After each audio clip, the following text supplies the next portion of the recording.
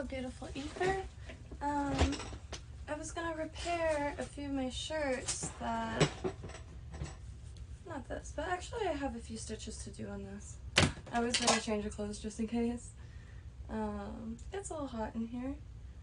And one of these sleeves, it's one of those, this one is authentic 90s little, what are they called? Like ditzy dress. And how it works is there's a very thin ribbon in the sleeves and it could be tightened here. A lot of the remakes of these dresses, there's no, you can't tighten it or anything. It's just like a bow stitched onto the front. And yeah, so this is really flattering on just about every body shape. And one of the sleeves, kind of, the ribbon's slipping out of it, so I might even do that one too. Let's find us. Well, I guess I could put like my computer on this. What? All these words. Skeet, skeet. So I can see y'all.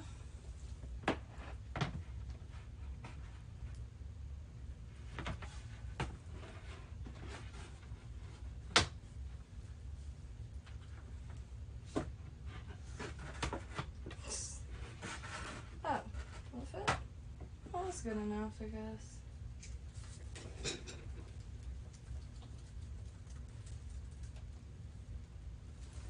Yeah.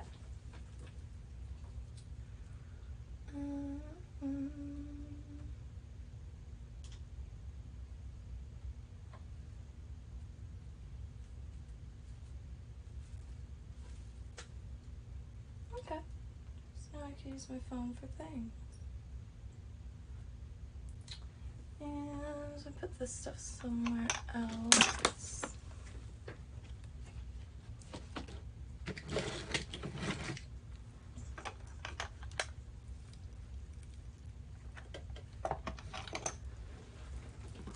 I'm gonna be working on my own Sailor Cosmos costume, and I know y'all can't see it. It's really light how I drew it because I'm gonna trace over in pen. I got a bunch of stuff on it. And I decided instead of like painting or printing or even embroidering the little like rainbow apron she wears, I'm going to try to hand bead the entire thing. So it's going to be like this real thick. I'm really stoked to start that. But with everything, it's just a matter of like when and how, or how to start. Fruit punch.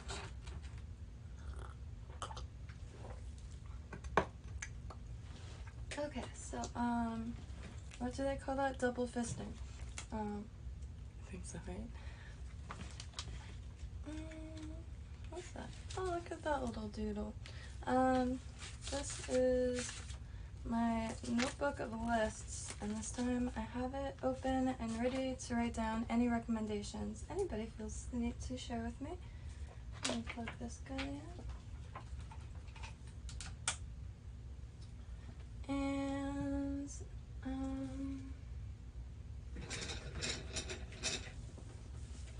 going to need sewing materials.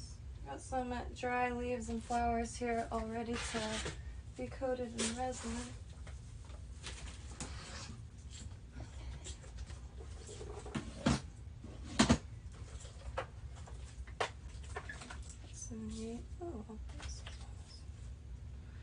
I think I took all the thread out of this. Yes, I did. Why did I do that? Ooh, I needed these. Actually, there's a few pants that I could repair too. Let me see. Yeah,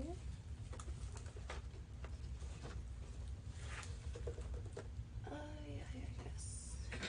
Yes, this is. Oh, yeah. I have all my favorite colors of thread in my to-go bag. Everything in here so you could do a little bit of embroidery, make a stuffed animal. We got some stuffing in here and everything. And what am I gonna do first? Probably, okay, so running down this real quick. I have this butterfly top, and it is missing one of these rings. And I have jump rings that are kind of like miniature keychain rings, and I forgot what they call it, like double jump rings or something like that. Block jump rings. I'm not sure. I should look it up for y'all. But I'm just gonna replace all of them with those, and it'll actually be a lot sturdier and a lot less likely for the ribbon to pull through. Because if you see, this is what's originally, if that bends a little bit, the ribbon's gonna fall right out.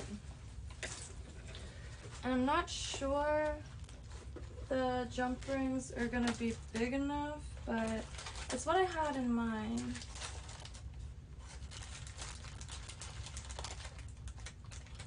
And these are my toughest jump rings. They're really hard to bend, so really hard to come undone. And if I can't find these other ones, I'll probably use 2 of those each.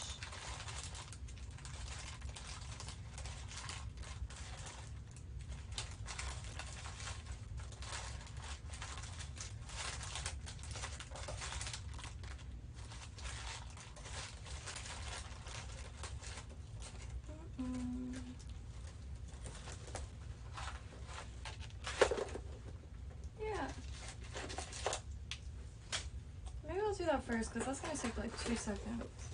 Okay, let's set regular.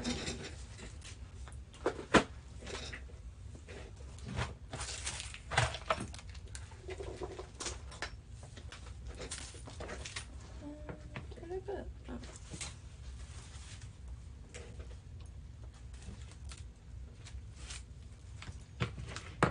First.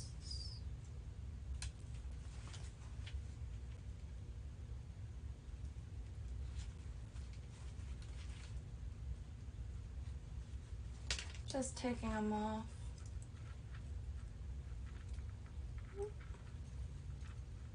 And the ones that aren't, I mean, I'll keep them all for a while anyway, because these do come in handy. If I make like a leather strap, I need a flat, like a half circle, because if you put a regular jump ring, the leather will start like bending, and then sometimes they'll break. Yeah.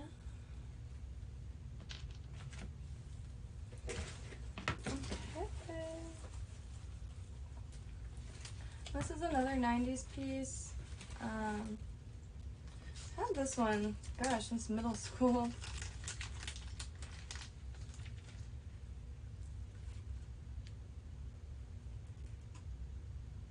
I just have to make sure this will go through it.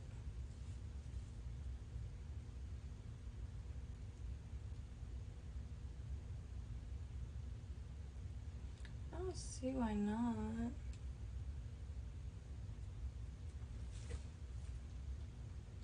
These are quite tricky getting onto anything. I didn't think about that. Could use a staple ringer, but these are just much too small for that.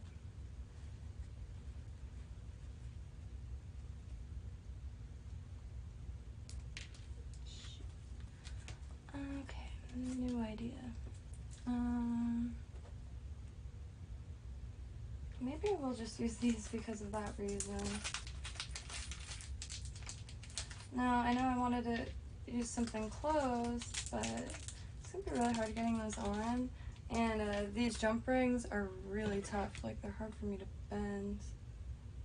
Like, these are much tougher than these, harder to open and bend.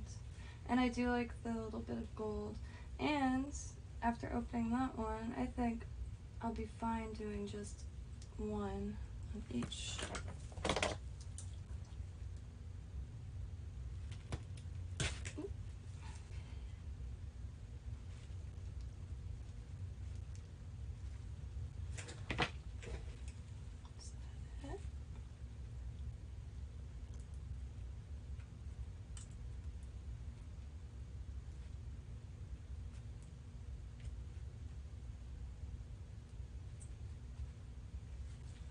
Okay, one down.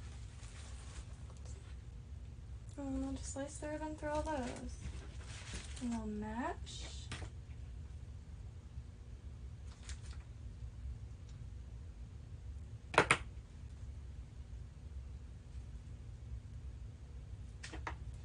These pliers I just got at Walmart like 10 years ago. Oh, and I'm pretty rough on them, and I'm still using the same ones.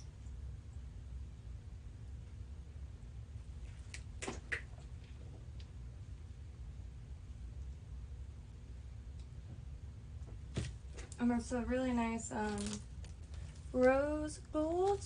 The person who gave these to me is the same person who gave me that roll of copper that has my name on it.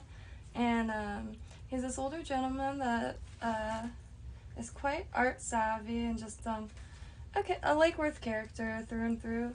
And anytime he finds any copper or any scraps of any sort, he saves it in a pile for me. And he actually gave me this book about candy and the history of candy, and it's got like Knights Templar setups, Masonic setups, like elite like candy like arrangements. It's pretty intense. I should go grab it really. It's one of my favorite books that I own right now. Masonic candy. All done. See, it's like 2 seconds. A lot of times you'll come across garments that are missing like these little rings for straps, and as you can see, it's very easy to replace them. And if you don't have like jump rings or anything, you could always go on any website that has reviews, and you could kind of gauge if those jump rings are going to be strong enough for what you need them for. He was using this to make chainmail, and I actually have a piece that he started.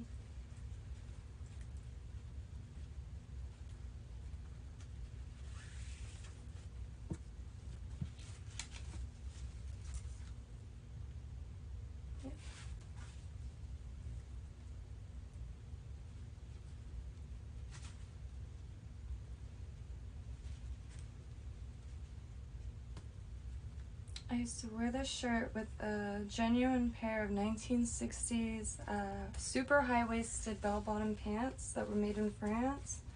And another thing that I've had since middle school, but I recently sold them on eBay because they were just a little too small and they fit me my whole life, but I don't plan on ever getting to be smaller than I am now, if anything bigger. But so I didn't think I was gonna get much use out of them, so sold them, and they sold instantly for 90 bucks. Kind of regret parting with them, but I wanted to put a fair price on it anyway. But I do miss them because they had like this really interesting spandex. So it had 2 stripes on the side. It was like the soft denim, and it had 2 stripes on the side. And it looks like satin, and it was like spandex, but it was this weird material I've never seen or felt before, especially not in clothing from the 60s. It was something like I would have felt maybe in 80s clothing. Yeah, well done. You know, she's ready to wear again. Perfect. One down. Now we have next is this 60s, or 70s probably, shirt from Miami. But as you can see, this is slipped and it's ripped right there. And I don't know how I'm gonna do this by hand because a sewing machine would handle this no problem in like 2 seconds.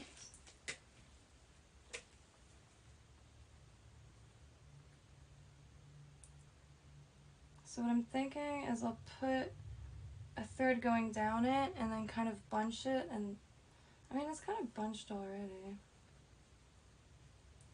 Maybe I'll just freehand it so you have a better feel of what's happening.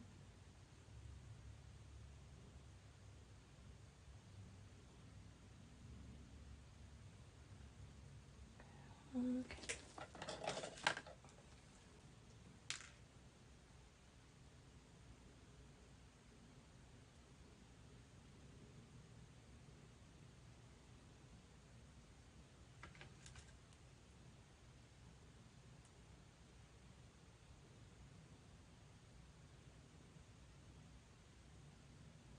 It's got a curve to produce a nice shape, so I'm trying to follow that.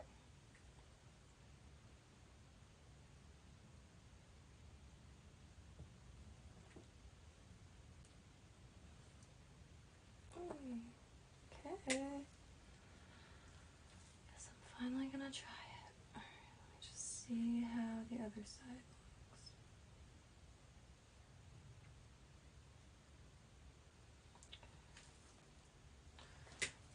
I might do this one first. This one's so much easier. Is it both sides or just one side?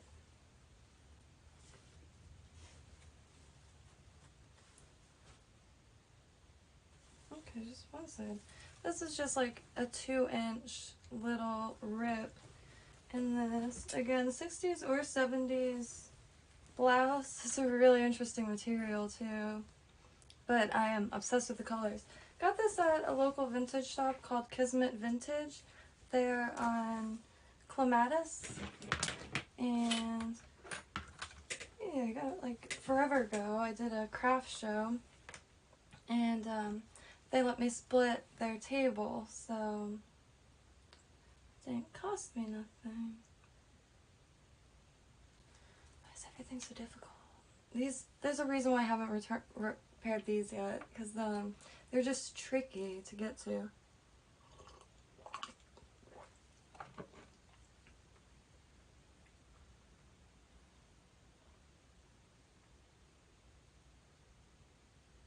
This one, I'm not gonna pin it. I'm just gonna freehand Turvines. I'm also gonna fix it in pink. I don't mind if my repairs show it on.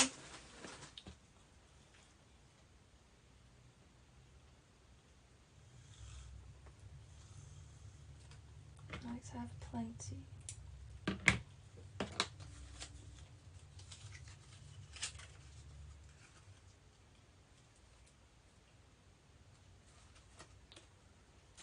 These are a little short, but I think I'll be good for this one.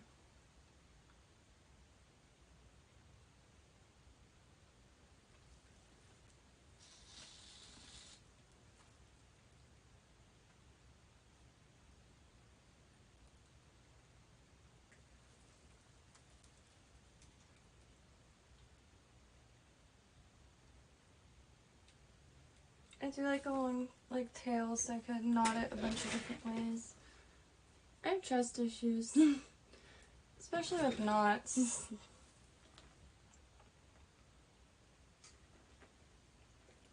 And how I get started is I go slightly before my repair and just bring it through and back over, and then use the thread to lock itself. So just go in and then back out and then through the loop of the thread, and it locks itself. Oh my god, why does she sound like that?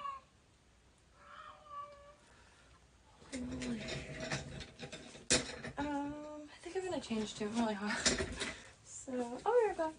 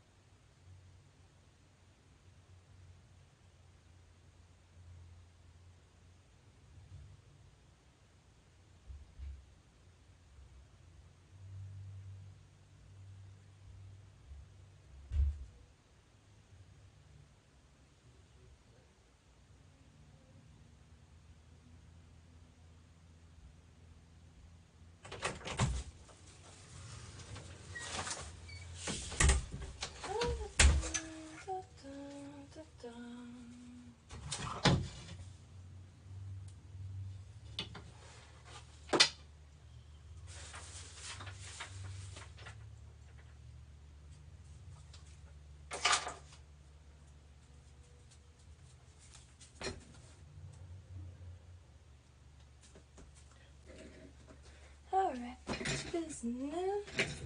Had to get Blue back inside. Again, I was gonna have him tonight, but tonight I actually had an issue.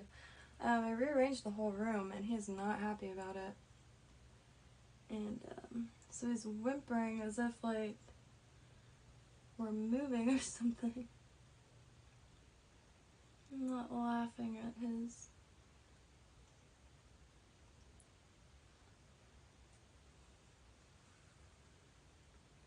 Okay, I'm gonna change.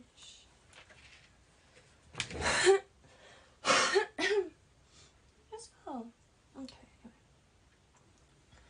I've talked more in these last 2 months I've been on YouTube than I ever have in my entire life.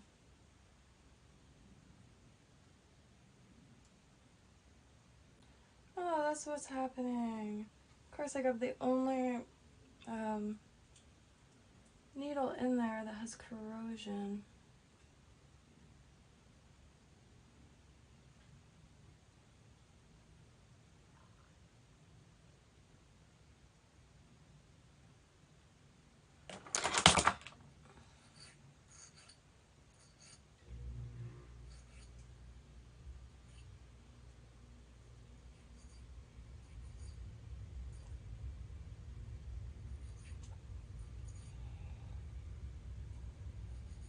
Problem solved. Perfect.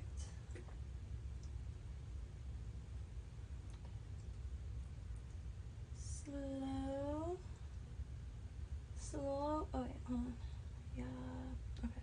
I have an idea, finally.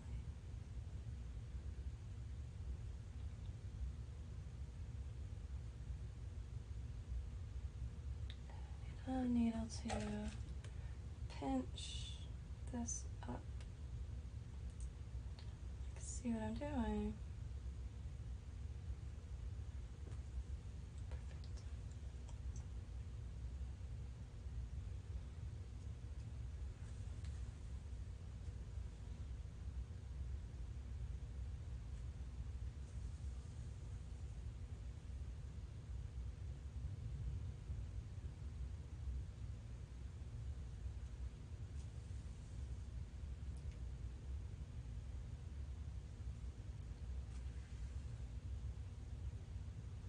And usually I do a back stitch, but for some reason I'm not doing that. I'm just going down the road, but I kind of backtracked with that stitch. Okay, so I'm going to start doing a back stitch. My rendition of a back stitch, I should say. Everything I do that like exists and there's a way to do it, can't help but do it slightly off. And I'm always down to learn properly. It's just, unfortunately, I'm self-taught in just about any form of craft and stuff like that, and I get a lot of people are.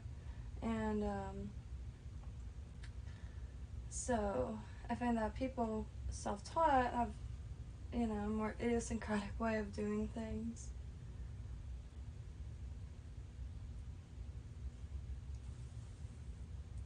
A good example is like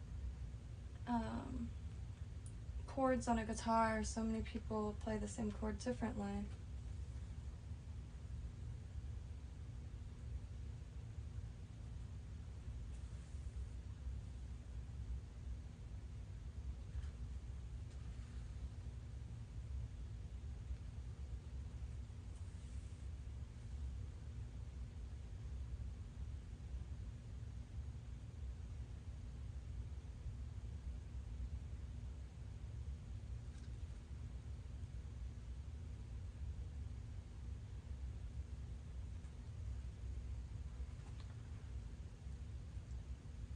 Why did this take me so long to fix? I love this shirt. I'm glad though, because it's still in perfect condition.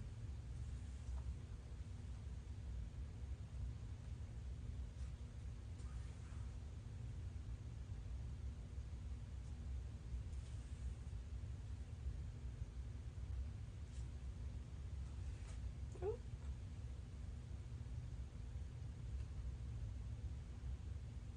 Oh, I went through the needle.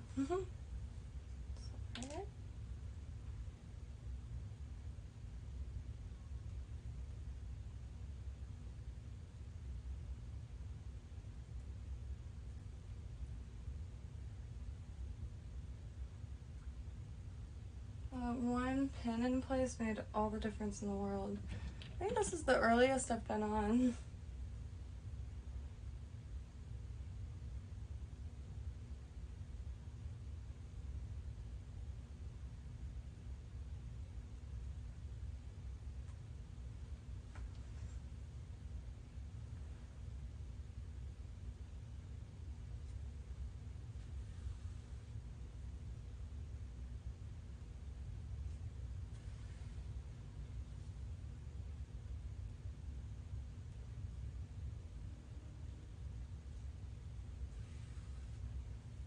It's not the most beautiful stitch I'm deploying right now. Strictly utilitarian.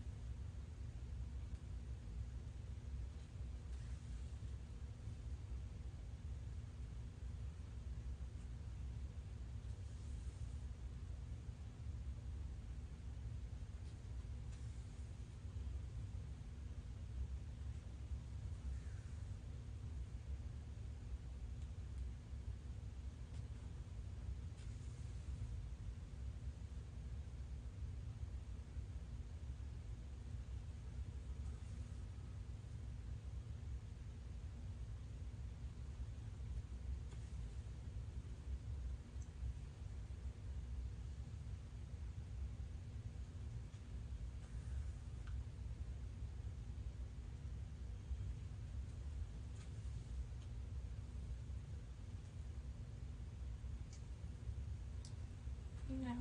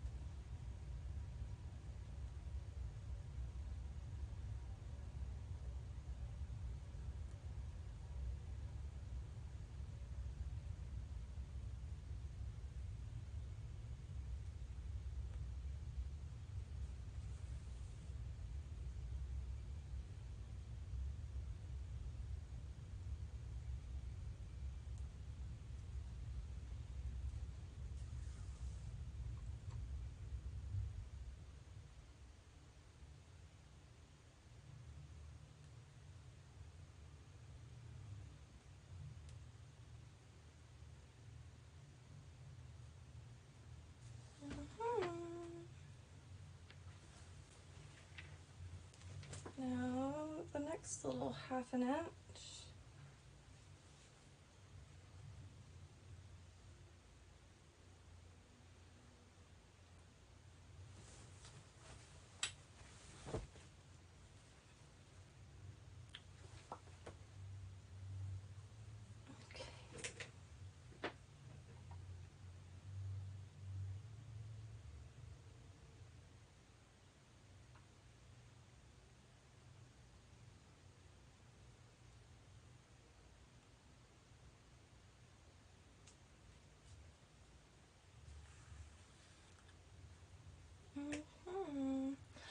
It's always worth, like, at least having a needle and thread, buttons, anything.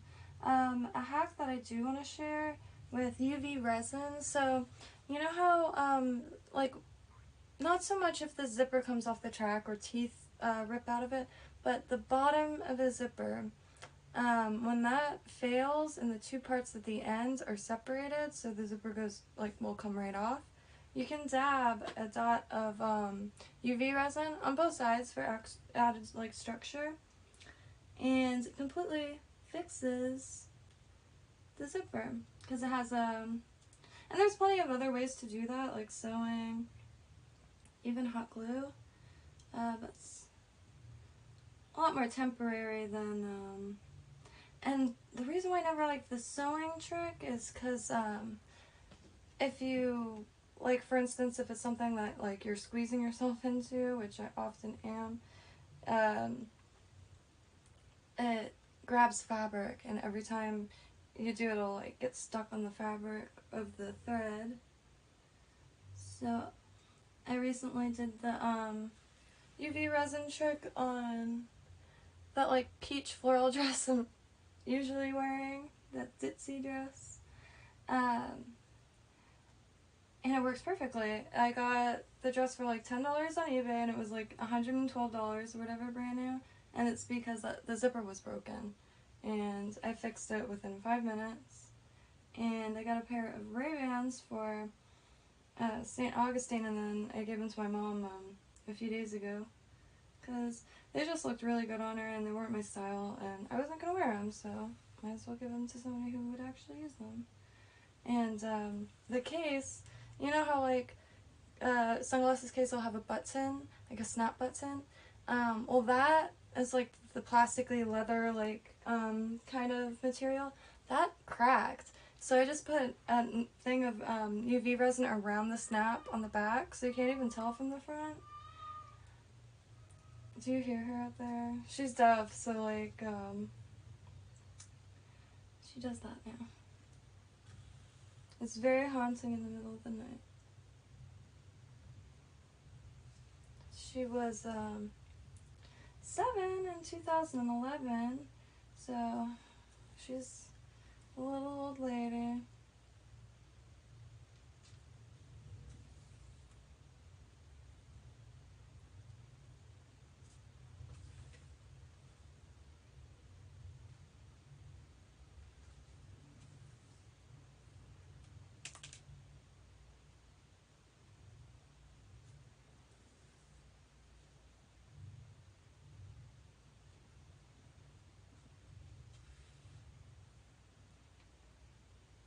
Almost there.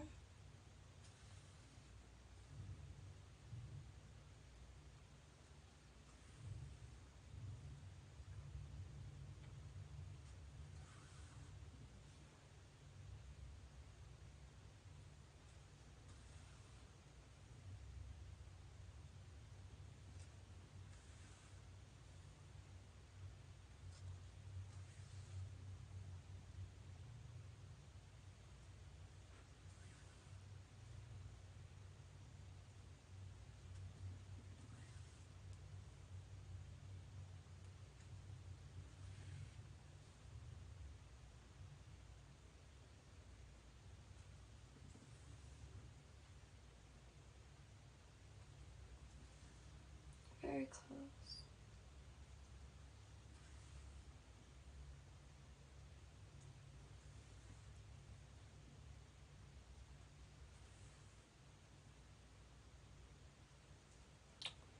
I'm so stoked to be able to wear this.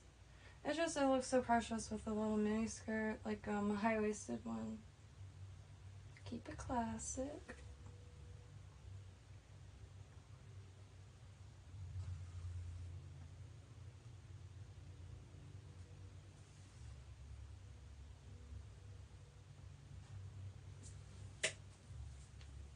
My hair always looks so frizzy when I look over. I can't help it.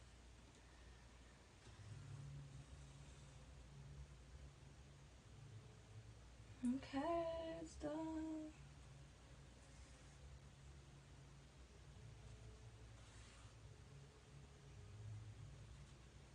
If I'm not mistaken, I just have to go on either side really quick.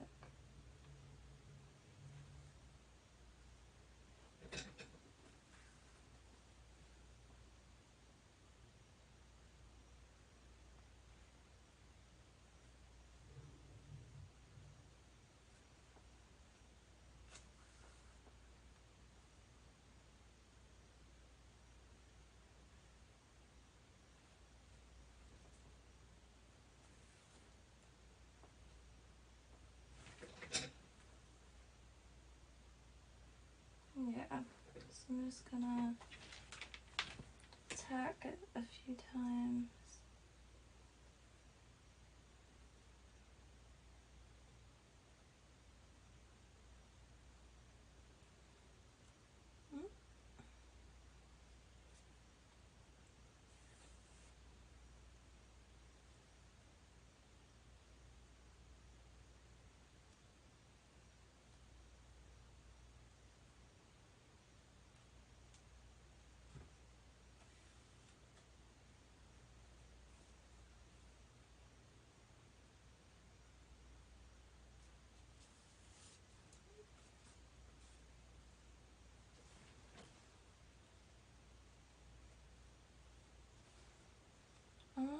almost there.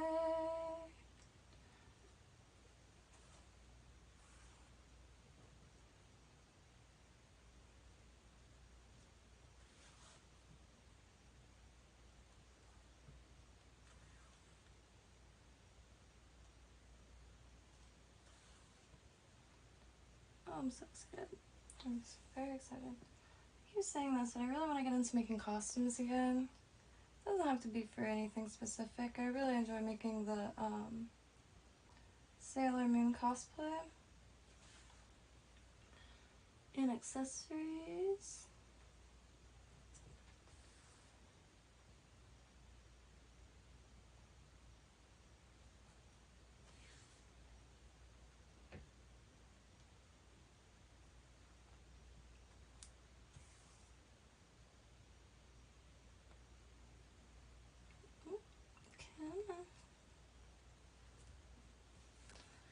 Oh, it's so hot in here all the time.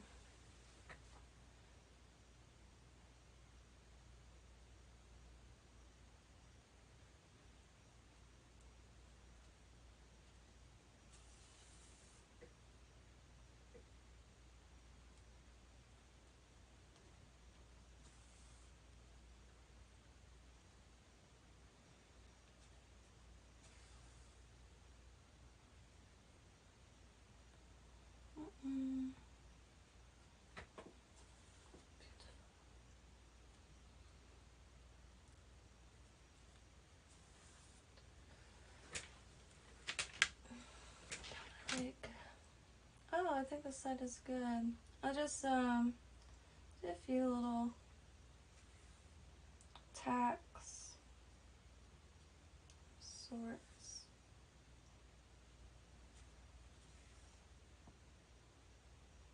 I love this shirt so much. I think I paid like $10 for it.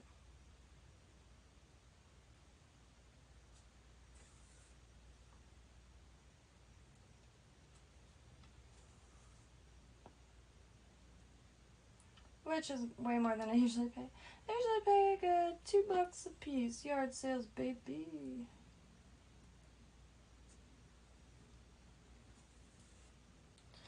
Tacky, tacky, over the tacky. Almost done.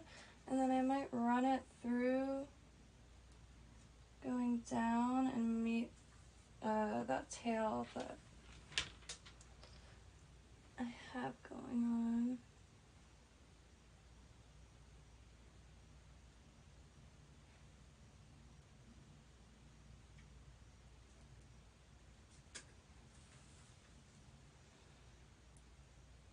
I believe this is called a slip stitch. And you just go, or is that crochet? I feel like there's a slip stitch in stitching too.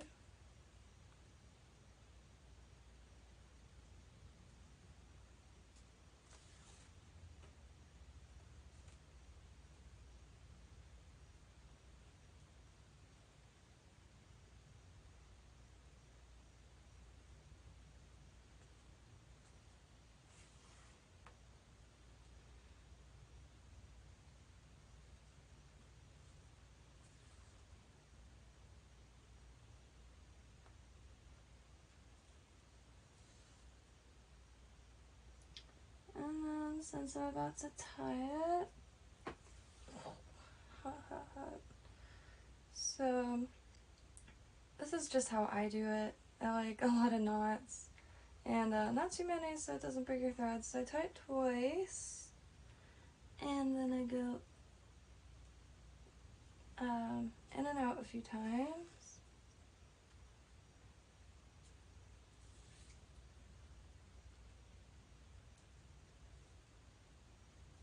And by in and out, I just mean through the fabric and then back to the originating side. And then I tie it again.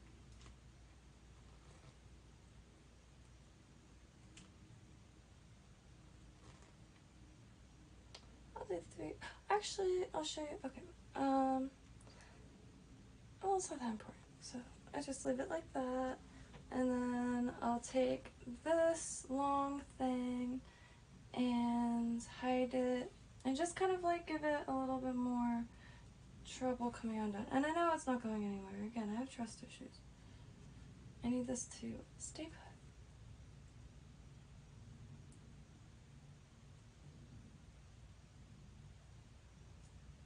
I think I just knotted the thread up a bunch, but it's okay because I'm done. And sometimes I do this. I forgot what kind of knot this is, but it's just a basic knot. And a good little trick is you take a needle, beep, and you put the knot around that, and you can use the needle to put it all the way up against the fabric. And that's, I trust that knot more than, the, like, regular, I should learn the names for all these. I used to know quite a lot of the names. Now I can only remember lark's head, and I think that's like a loop. Okay, what is this one? Oh, not bad, a little bunchy, but it's under the arm. Make sure nothing else is happening with it. Oh, come on. That's probably the most awkward thing to see possible. Oh, no. And perfect. Yep, all done. I can wear it again. I just have to lint roll it.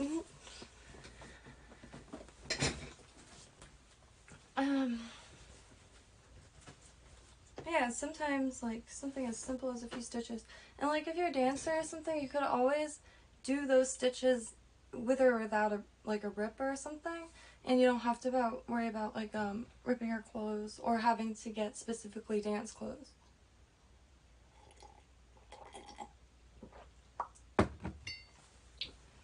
Well, 2 down. Last one, the one I'm absolutely dreading. I actually might make some jewelry first because I'm really dreading this for some reason. Because it's kind of ruched and gathered, but it's not anymore because it fell apart. I love this. It's like a little 70s kind of disco friendly top, and absolutely love wearing it. It's got sun damage. Doesn't matter to me. I love it.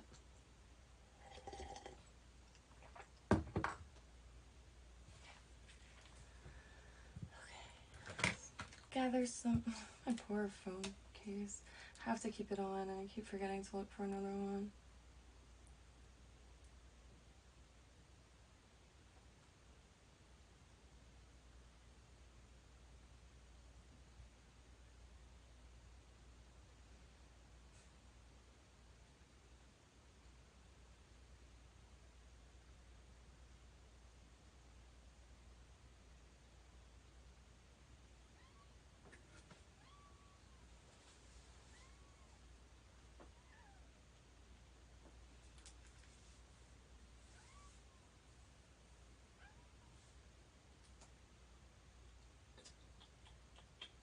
Trying to think of what else to work on before this. Like, I don't know why. Oh, maybe. Okay. God, why do I look so weird today? Like, I look like, I don't know, like a rubber person. I'll be right back.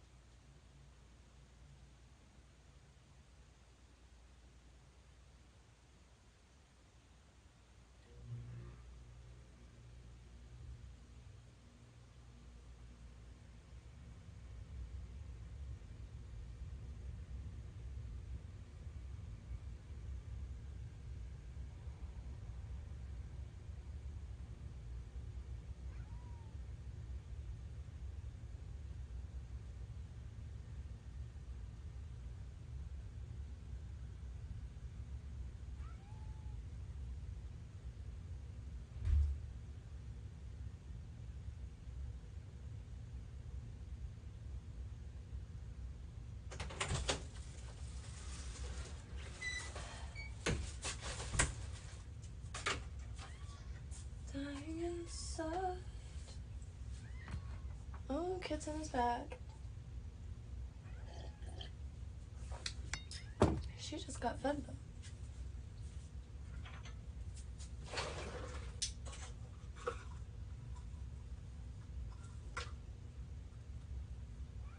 Come on. Oh, okay. Come on, Inspiration. Let me feed her again.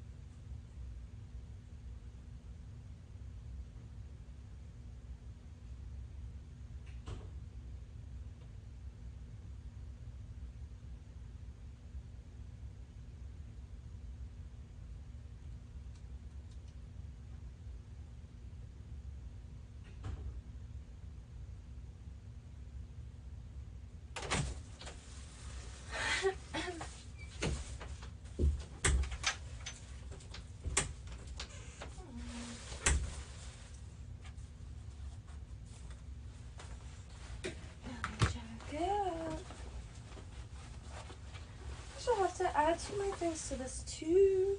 I can do that. Okay. Also found my necklace. It's a sterling lion pendant. I was gifted like a really meaningful and special denim jacket, and this was in the pocket. And of course I told them it was in the pocket, and they advised me to keep it because it was meant to be. And I'm very attached to it, and it's just a simple sterling necklace, but or pendant, but I don't know, it's got such a story. I love it. I just realized I should have shared this on my Facebook, but it's the hardest to get your friends to watch your videos, especially when you're just kind of sitting there. When I'm just kind of sitting here.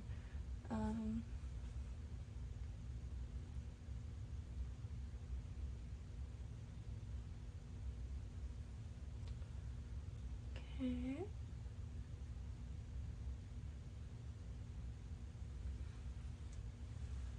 Okay. Oh, I don't know what to work on. It's driving me nuts.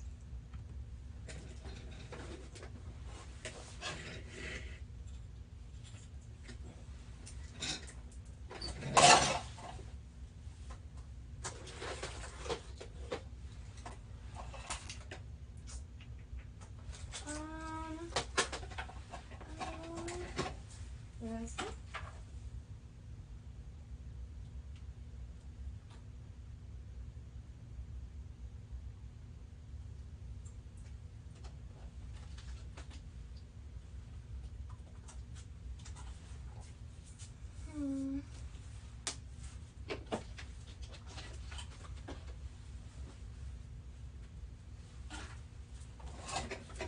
I keep wanting to change. I'm just not feeling this stress today. My goodness.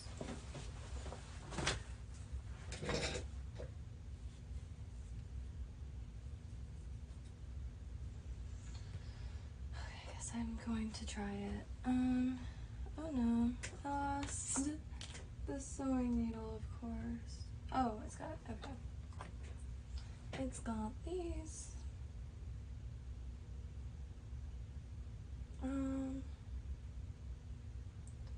Maybe I could use this to gather the fabric.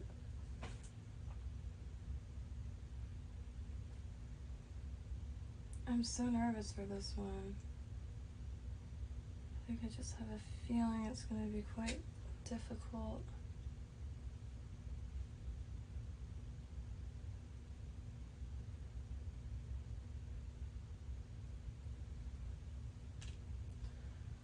I do save all my yarn scraps because I end up adding them to like this. I could show you, it's pretty loud for what it is.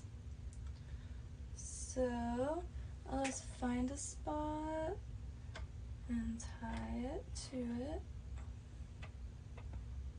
All the loose ones are going to be sewn into it, and then hold it tight.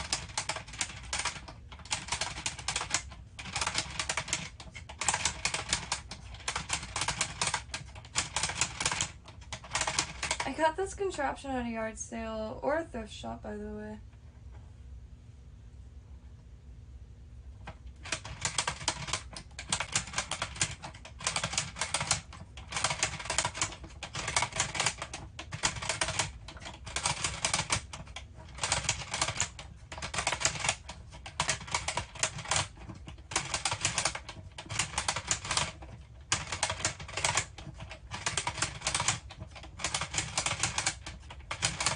And just keep going. Try to focus the speed. Okay.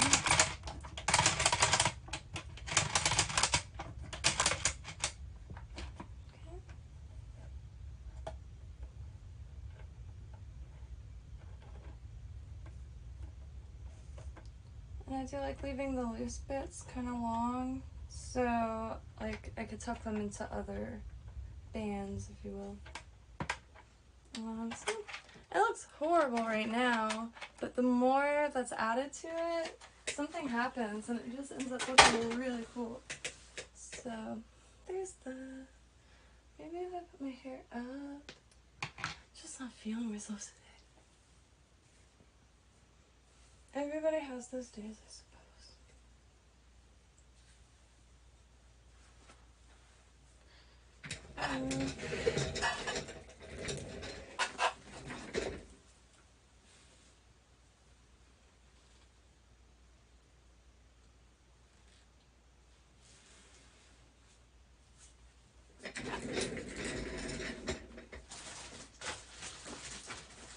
Here's my leg before I need to go back.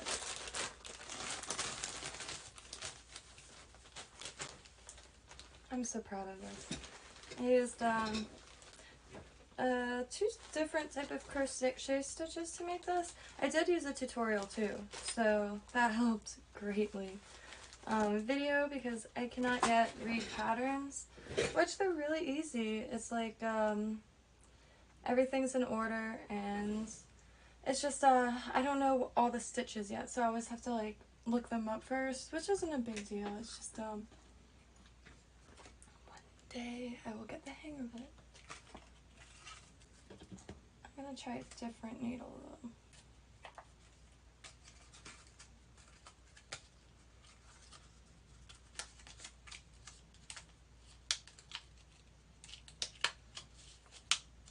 Thought I pulled them out.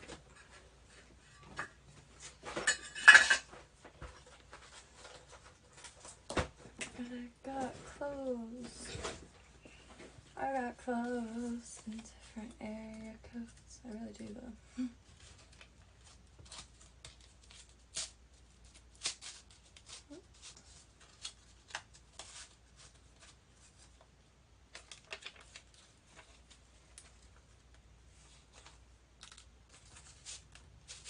That looks much better.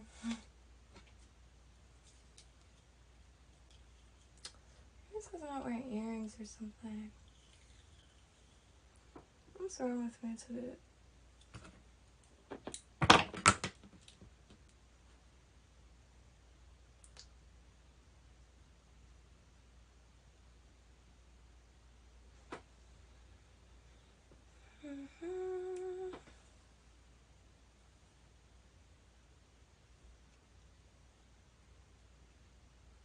I think it's because I keep looking at myself in the camera. Everybody is self-conscious. I don't care what they say. Everybody is self-conscious.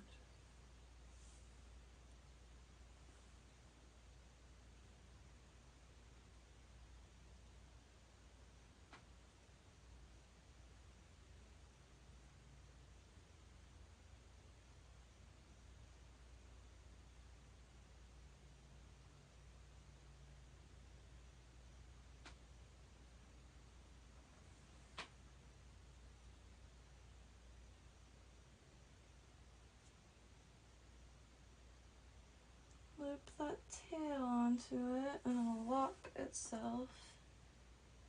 You don't need to do any knots over there. Oh, this is painful. I don't know how I'm gonna do this. I do not have the skills yet. Ah.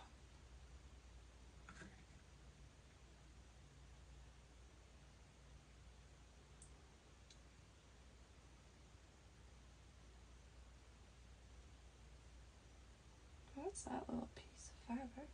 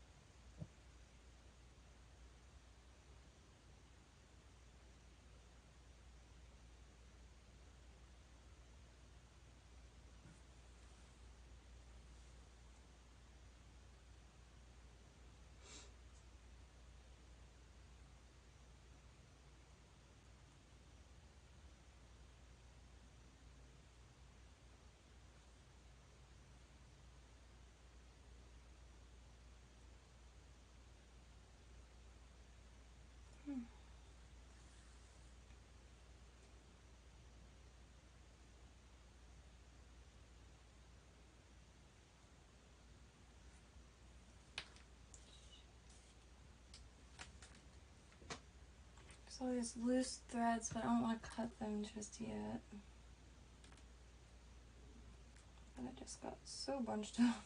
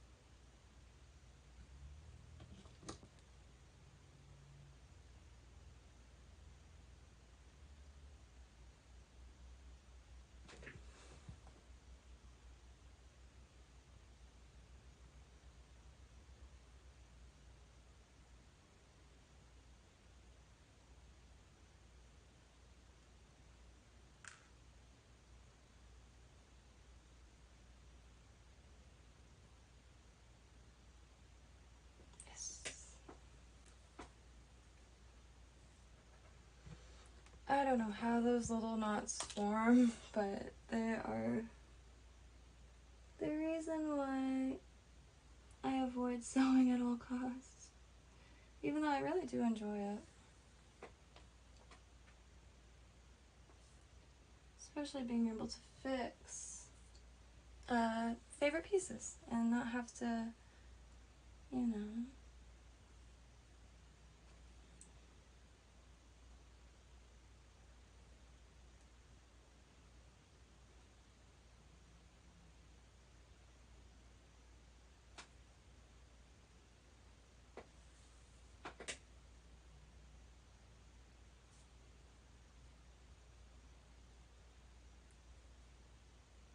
So far, not so bad though.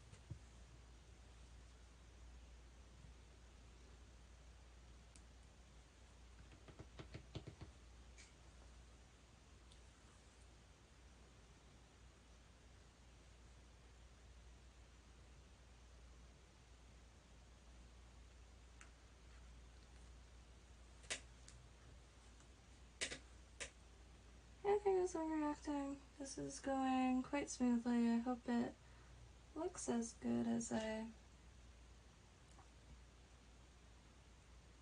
feel.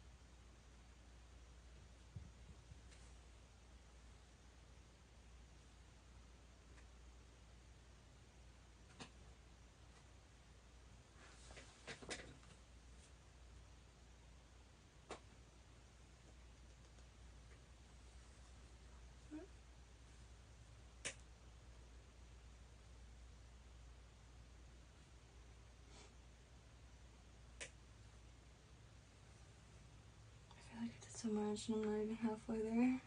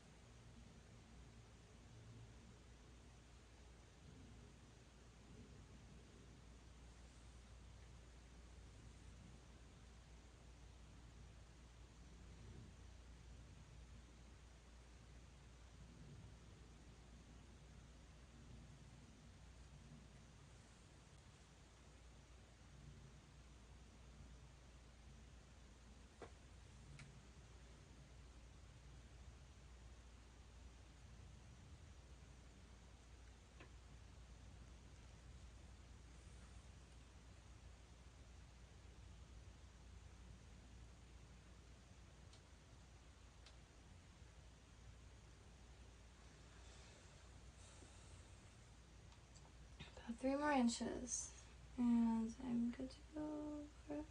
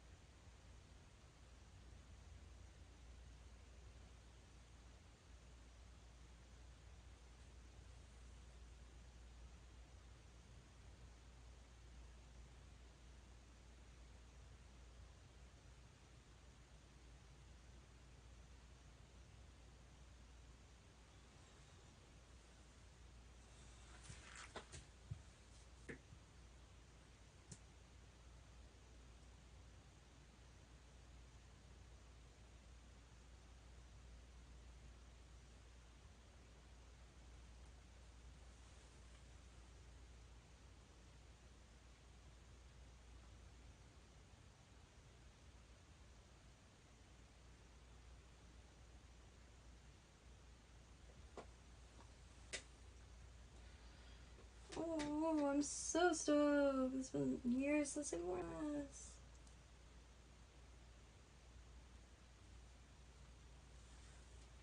It's this like travel light material that is impossible to wrinkle and really doesn't fade if you leave it in the sun. Like this one's got some sun damage, but again, I love it regardless. I actually do like sun damage could be done right. I'll just say that.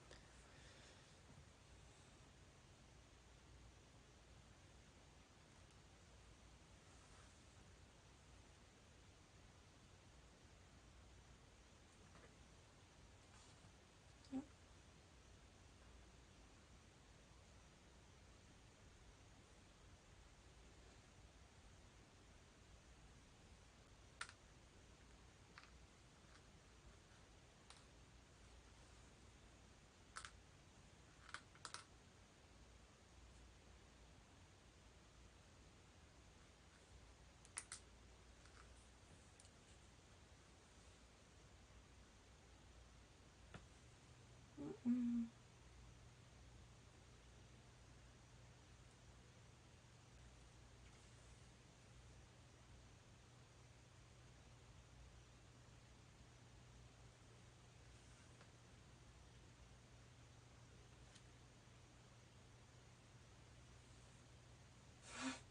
Sorry.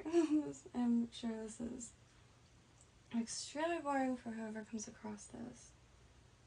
But repairs take time and they're also very boring sometimes. I think too, it's easy to get into the TikTok frame of minds. Everything being created so smoothly and perfectly and quick.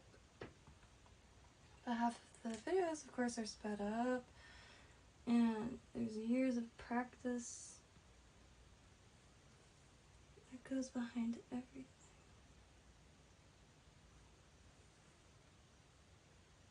As you could probably tell, I don't have much practice with this, but doing it.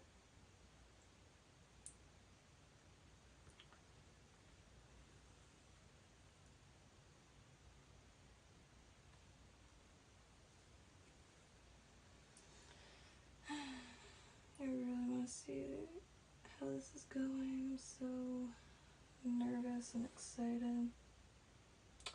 Ooh, and I'm done. So since the stitch is still good, I'm just going to go over it a few times. In and out, in and out. A little back stitch action.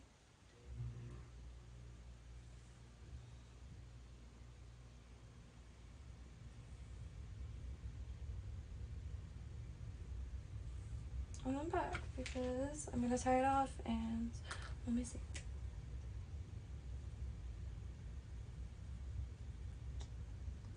Shoot, I messed up a little here. What the hell? Oh. Oops. I did mess up a little bit.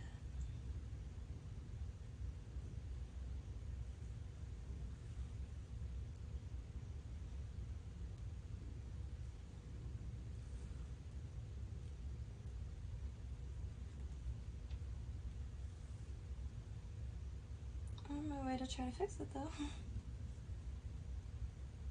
It's like that white spot.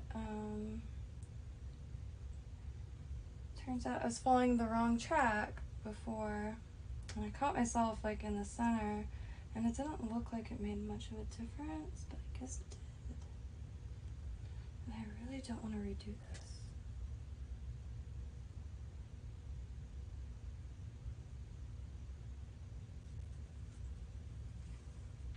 Okay. Okay, it's right there. I'm just gonna bunch it up. Okay.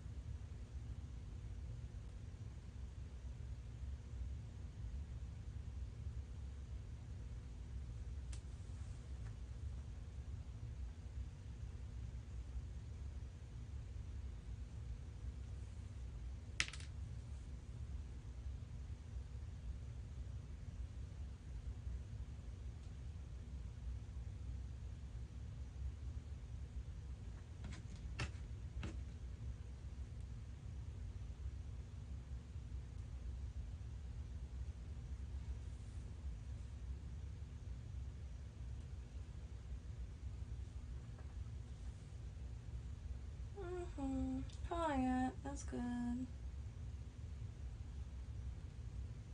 If it ever rips again, I'll just refix it.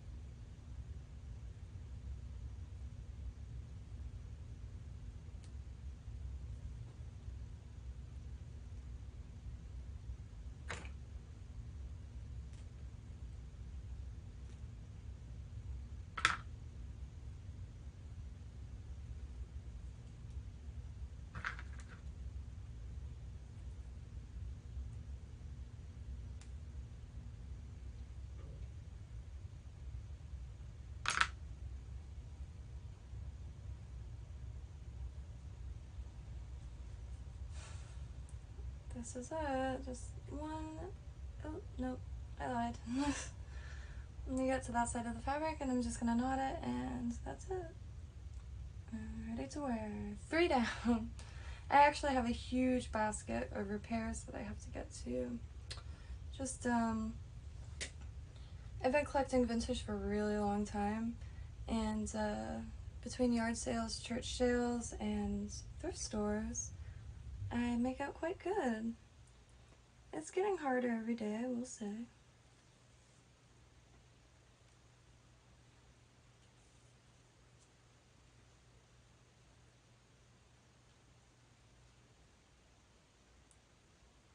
I do that knot just because I have trust issues again. Knot, and so when you knot it, take a needle and put it into the knot before you tighten it, and then, oh my god, yeah, and then you could push it all the way to the surface of whatever you're working with, stitching together.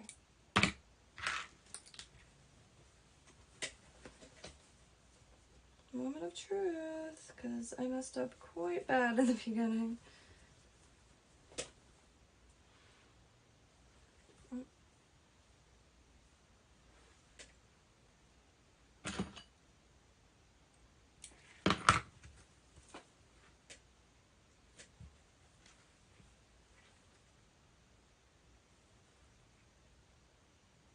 Okay, not bad. At least I can wear it now. I'm really stoked for that. Made in Miami, probably in the 70s. And I've always loved that shirt, and I've had it since God knows when, probably middle school. And, well, middle school. And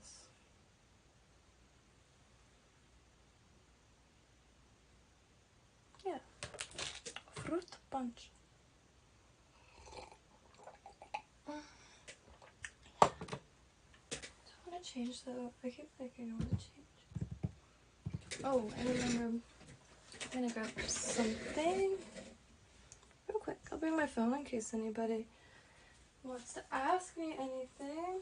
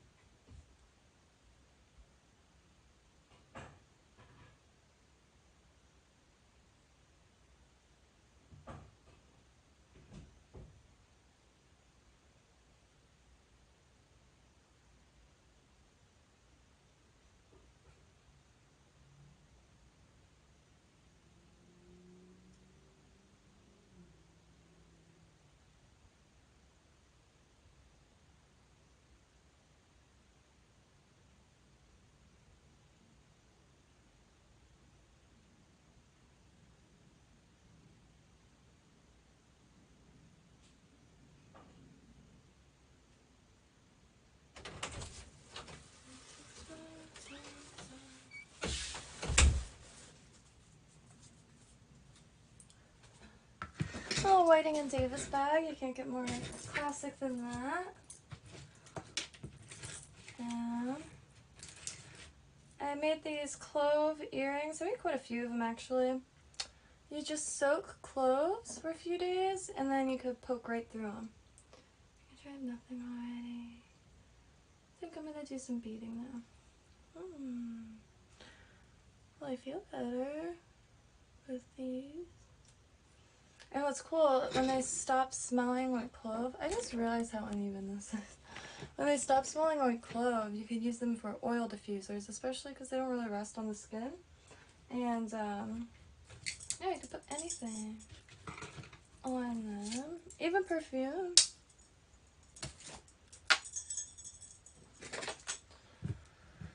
What's next? Let's see.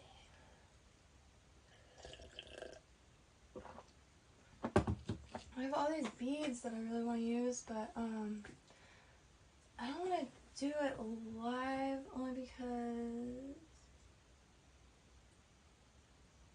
oh my god, somebody in Japan was watching me. That's so cool. I can't get over it. I'm such a homebody and pretty kept to myself, wildly reserved, and I genuinely do adore connecting with people worldwide and learning about other cultures that I don't yet know about, and more niche things like music, favorite songs, recipes, of course, and yeah, I really enjoy it and value it. That's so cool. That really made my day. I was having one of those, like, not necessarily a bad day, but just, I don't know, a funk is a funk is a funk is a funk. And, can't shake it. I haven't been feeling very creative lately, and, I think it's because I keep spreading myself too thin, and, trying to start too many projects at once, and, so I'm trying to, as I just start another project, Jesus. Wonder if this wants to work yet. So this is,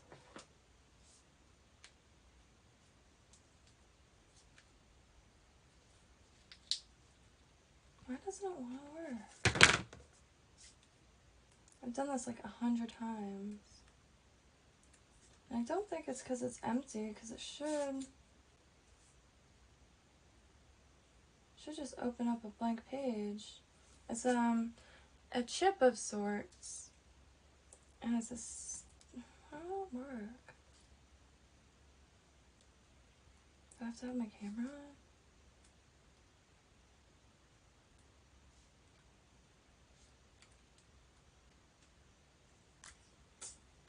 on? My fingerprint sensor isn't working anymore, so maybe that's why.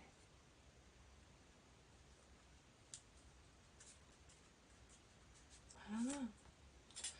But I make these things. Will came up with the idea to keep track of each individual like plant, like the moringa and stuff like that. We'll put these chips on it, and then we could put like exactly when it was fertilized and stuff like that. And so I made these. This is just made out of a Coke can, Sharpie, and a hole punch in the shape of a bird, and a nail to get those dots, which actually made it a lot easier to handle. And so then I put this and that, and just a clear piece of tape on both sides. It doesn't affect, well, my phone's not working with it now, but it really doesn't affect it. And then that is attached to a tree, and then you can keep up with it. Keeping up with the trees. And this is my bead bag. I got that bag because it was pink. Doesn't this look like something that would have come in one of those jewelry kits we had when we were kids? Or like that game, Pretty Pretty Princess? I lost all the pieces to it. I wish I knew I could have just made more. That game was a hoot. Oh, hello, Miss Beautiful Rita's Juicy Life. Yeah, this is it. I had a little bit more of a plan today. I repaired some vintage blouses. I got this 70s disco friendly top, as well as this 60s or 70s button down, really interesting fabric. I've had it forever, and I finally got around to repairing them. And yeah, mustn't waste. And so I had a little bit more of a direction today. I still haven't done much editing, I just got this computer, and Will found it for me, and I haven't had one in 8 years, so I've been using it for, well, I made a Pinterest. And, you know, my shop is doing...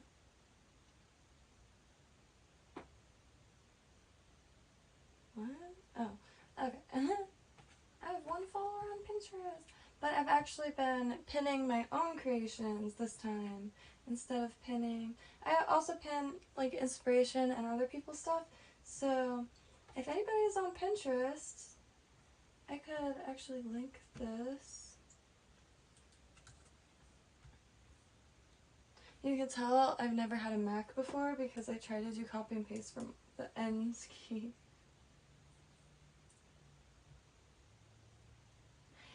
Computers, like, I've never been too technologically savvy. Quick story, I was trying to get a job, like, at Lake Worth Beach. That's where I grew up. Miss that place so much. It's just such a quaint town. I was trying to get a job on the beach. They had, like, a t-shirt company, ice cream, and pizza. And I had my phone and my really crappy old iPod that, like, the headphones were frayed and everything. Long story short, somebody stole my phone and it was shattered. And I went without a phone for 5 years, voluntarily. I didn't mind. I had my iPod still, and I pretty much only used my phone for music. Now it's all for the shop and stuff like that. I've had a bunch of Etsy's in my past, like using other people's computers and stuff like that. Never had my own though. And when I did have a computer, I bought a computer for $200 from my uncle who refurbishes them. I took it to Starbucks once to use internet, and when I got there, it didn't work. It didn't even turn on. Turns out he didn't screw the hard drive in, and I told him about it, and he wouldn't give me any screws or anything like that. At that time, I was already over it. And then I got a Lenovo, which was brilliant. It was everything that I ever needed, just like low battery life and stuff like that, but the keys stopped working. And I've had it for years, but when I had that, like in the prime of its like life, just cheap computer from Walmart, I just needed something to take pictures off my digital camera and put it on that because I didn't have a phone. I just had a big old honkin' DSLR. I didn't have internet at all. I would have to either go to Starbucks or walk down the street to find a guest network because a lot of the houses in that area, they get turned into bed and breakfasts and stuff like that. So there's usually always a guest network. And it's mind-blowing how many doors open at once when you have a computer. I just totally took that for granted. And I think for the last like good decade of my life, I've kind of been like solidifying what I wanted to do. Again, I didn't end up going to college. If I did, it would have been for 2 completely random people think it's random, but archaeology and design, and just never got there. But I've sold vintage my entire life and made jewelry my entire life. And I do my own treasure hunting, so I'm not too like hung up on it anymore. And I'm not in debt. Like, not that kind of debt. I'm in the process of paying off my one and only credit card right now. They make it so darn easy to mess things up, I tell you what. And I'm already just like a very impulsive person, I guess. So like if I have $20 and no food in my fridge, I will still use that $20 to get beads. All my mom could say, good thing it's not, you know, something else. But what has a problem? Oh yeah, I have pink finally. I have pink finally. So what happened was this woman who works at this local shop, her nephew has been incarcerated, and he's not going to be freed for another 30 years. Like, he's not going to be eligible for parole in another 30 years. And,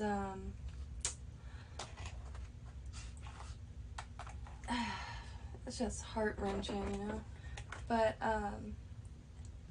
he makes earrings, and, his aunt was selling them in the store, and they caught my eye instantly, because, they have porcupine quills on it, and I absolutely love porcupine quills. And, so, she was like, oh, my nephew makes this, he's incarcerated, and all the proceeds go to his commissary, so I bought the rest of them. And they're only $5 each. Like, are you kidding me? Look at the work in it. $5. And then this one, I bought 3 sets because that's all they had left. And we got in a conversation, and I was like, I actually make earrings similar, or have made earrings similar, and I like making a little bit of everything. And she's like, you know what, I actually have his beads in my garage, have no idea what to do with them. I'll ask him if he thinks he's going to use them. He doesn't think he's going to use them. So I gave her my phone number, and I get a text message a few days later saying that he's given her permission to give them to me. And sure enough, I went in. There's like these heart things I've had already, but everything else is from him. And there's another bin over there that's from him. I couldn't believe it. And so what I am gonna do is make a bunch of like things that could be sold for a really low price, and something that I could just give and not think about it for that shop, so they could have like a bunch of earrings for $5 each, like those ones, but much simpler, so I could blast out a bunch of them, and those proceeds will go to his commissary, and I'll make it out of these beads. Iridescent, and there's iridescent ones. The 2 colors I really wanted was pink and iridescent, and I got both. Like, I don't know if it's because I don't kill bugs or what, but I don't get very lucky in life unless it's craft supplies. Also because, like, every person that knows me knows before they throw anything away to hit me up, because 9 times out of 10 I'll be like, no, bring that over here. Mustn't waste. I'm very, oh. And there's this, bead. Mine too. Like, when I was a kid, I wasn't that girly. And, like, you know how you're kind of convinced, like, boys, or blue's for boys and pink is for girls? I wasn't that girly, so I didn't wear a lot of pink. And then, oddly enough, I fell in love with Paris Hilton. And that's just the funniest person in the world. Because, like, I just understood that it's almost like a troll. She's just trolling. And, I don't know. Give me an out, I think. And, I was very young. I was probably, like, 12 or something. And, shortly, I was quite young when I kind of decided that I was just going to be completely myself, because I didn't really relate to anybody in my school. I grew up in a tiny little Catholic school, and I went through goth phase, I went through my punk phase, my skater phase, my juggalette phase, my hippie phase, within like 10 years in that school. And so, you know, I was doing my own like self-discovery, if you will, and discovered I really like colors a lot. And there's certain colors, like orange and pink together, it's like juicy almost. And things like, ooh, nice emerald color. I only had this is the only colors I had. These 4 things were the only colors I had, and I know that's a lot, like a good spread. It took me years to find this many, because they're quite expensive for what they are. Like, I went to a bead store and I saw all these fabulous colors, and I was like, oh, I'm just gonna get like the whole rainbow. And she was like $18 for 2. And like the delicas, especially, because the small seed beads, And you don't have to weave with these. That's the greatest part. You could add them to other in between bigger beads just for a little pop of color. And the delegas, I believe they're called, are more uniform. So when you do weave with these, they're like pixels and they kind of lock together, and really satisfying looking. The stitch is called peyote stitch, and it's actually really simple. The only thing is like it could be hard for some people to see. I'm nearsighted. I have horrible vision for distance, but I can see up close really well. That's why I don't want glasses, because I don't want to interfere with that. Coffee. And it's just so overwhelming how many colors there are. I was out of orange too, and got a ton of orange. And what colors did I pull out? What is it? Okay. And I got a bunch of, like, that pink is just so perfect. And this paired with red and orange and purple. Really, like, purple, red, orange, and yellow together. It's like, I don't know, like a neon sign or something. It's such a warm color combination. My whole life I've been kind of horrible at picking color combinations or coming up with them. And, like, the whole time I'll just be fixated on what colors are going with what. And past year, really, I've been trying to break out of that. Party foods. I got some pinks. Oh, I did want that blue, I guess.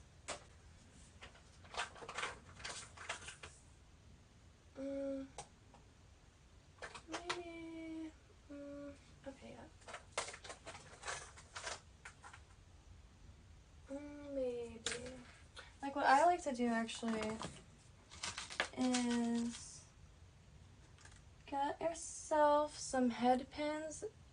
Really, honestly, I get them from Walmart. That Cousin brand. Not the big pack. They make these small packs that have hook and eye pins in it.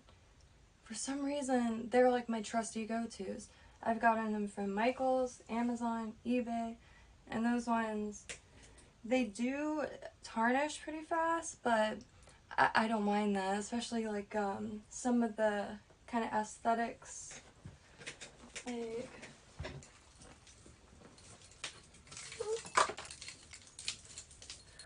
that always makes such a mess. I'm trying to pull, oh no.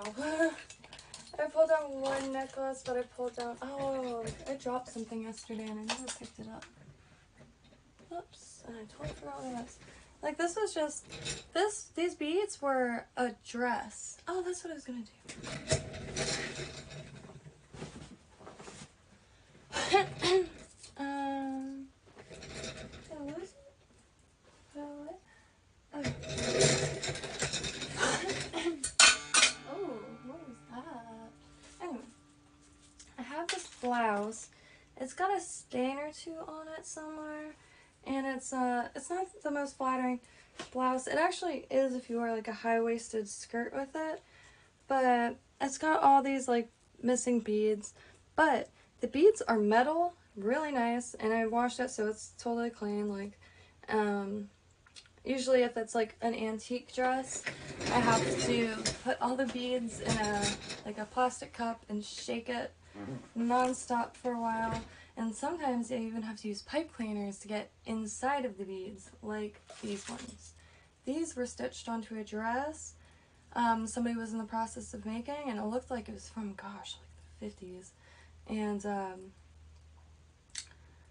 so I've been using it to make chain, and they're like hand-cut glass beads. They're really nice. And make resin charms also. This one has copper inside of it, as well as a nice rainbow of crystal chips and some black obsidian, and let's see, some gold flake. I really like how this one turned out, and good size, about the size of a lighter. Yeah, I also do memorial work, so we all experience loss, and if anybody ever wants to put, you know, someone that they lost into a piece, I'm more than happy to do that. Somebody's dog passed. And, I got this thing just because it was pink and red. I love pink and red together. That's why I really do. Like, I like Valentine's Day more so because everything's pink and red than I do because it's like, you know, I mean, I love Valentine's Day, but I love Valentine's Day stuff so much. Aww, sweet dreams to the little one. Oh, thank you. That's so sweet. I'm still so, kind of in awe by how incredible this works. Because, like, I don't know, human connection is so important. And I think I'm really, like, warm-hearted for TikTok videos. Like, seeing people have, like, just a good time with very little is just the most wholesome thing in the world. And, I feel like we all get along way more than people realize. Because a lot of the stuff, the craziness, is just happening from people's keyboards, like their mind keyboard and online. But, gosh, they sit in a group of people and, like, I don't know. That's different. I think the world is a little more wholesome than we give it credit for. I'm probably going to take some of these beads because I have an idea now.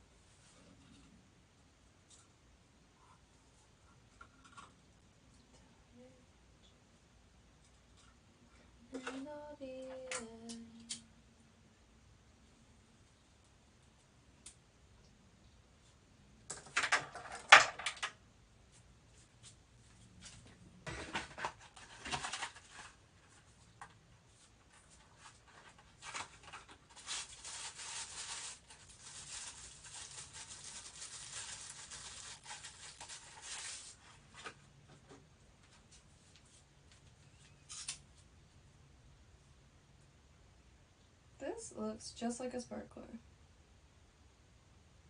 Like the color of the stick itself looks just like. Hey. I find that like I already love incense, but I find that it's actually helping me a lot in here because I can't listen to music.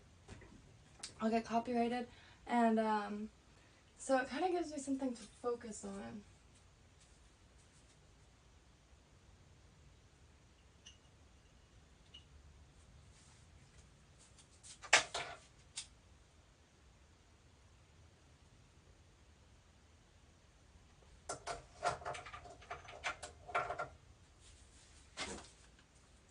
And there's one more thing. I just had it. Okay.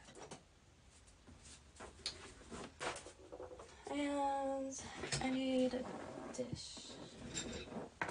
Okay, just get a few off. They're all metal.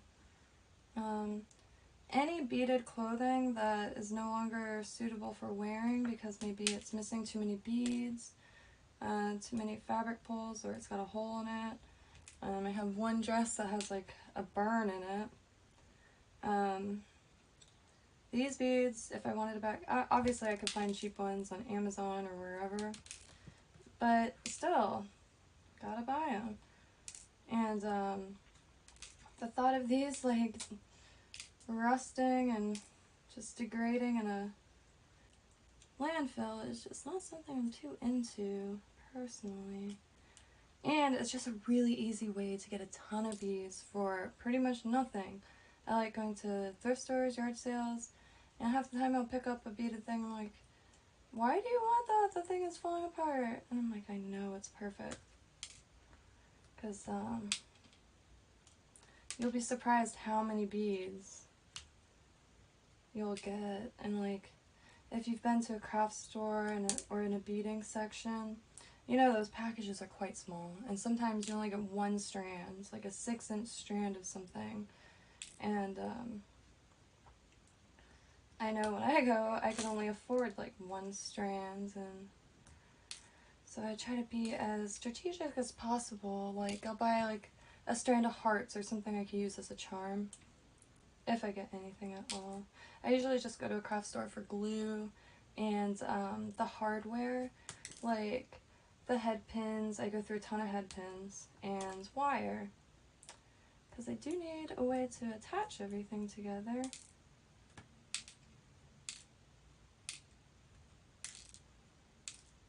And this says metal tubes and these metal beads. I'm thinking these tubes could even be used as crimps.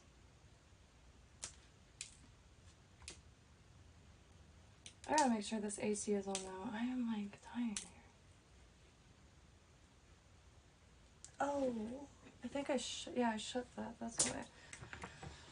I'm sitting here melting, and it's South Florida, Southeast Florida. Even, how am I gonna get up here? Oh, I hope y'all can't see.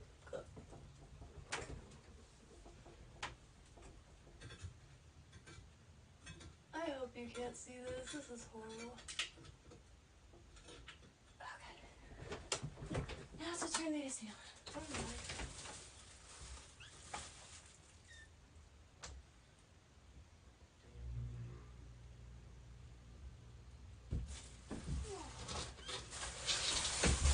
Dying, it hurts.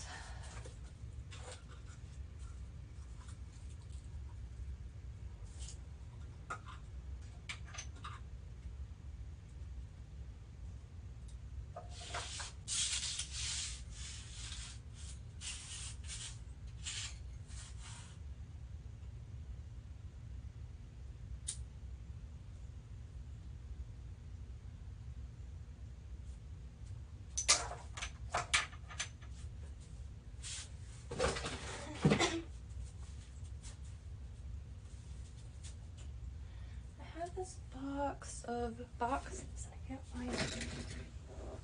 Maybe I got some empty one of these.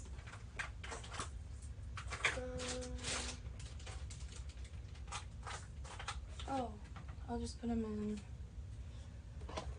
this one.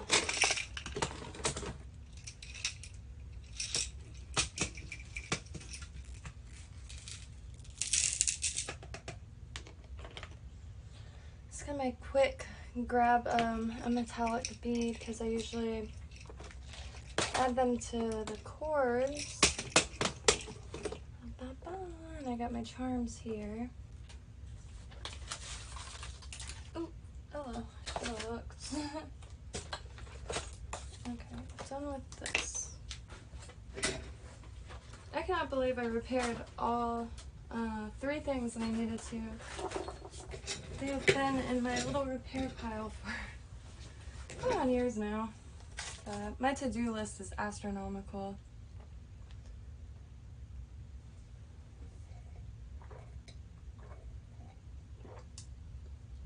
Hello. Yeah, no, shoot. Ask me anything. I would hate to mispronounce your name, Zubir, but feel free to ask me anything. I just I'm sitting here repairing some clothes, and now I'm gonna make some jewelry because it's been a while. And yeah.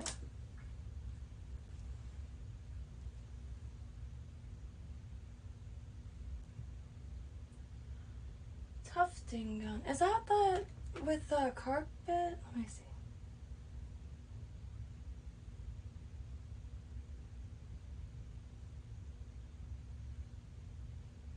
Oh yes, yes, I want one so bad. Every time I see a video of somebody making a rug, I watch it obsessively. I want to try it so bad. Rugs are one of those things I can never find. Certainly not one I could afford.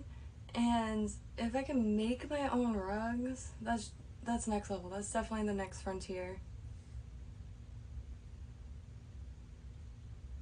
And electroforming too. I have almost all the stuff to start electroforming. Started acquiring it like 4 years ago, and I haven't got the mixture right. I have a thing of battery acid and I can't get the bottle open, and that's not something I want to like, you know.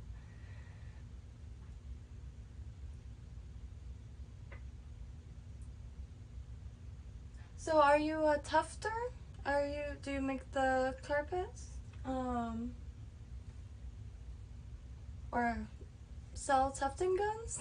I didn't even know that's what it was called, so that's sweet to know, finally. Yeah. Seriously, it looks so fun though. If anybody here hasn't, I don't know what, is it called tufting? I mean, it's a tufting gun. I did make, well, let me pull it up. I think it's right here. I don't know where the thing is that I made. My mom started this clown thing that I turned into a shirt a long time ago, and I actually finished it.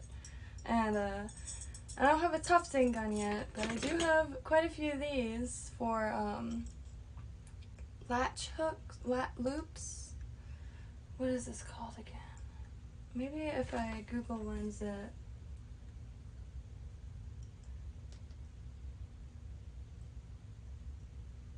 Let me Google lens what this is called. Where is it?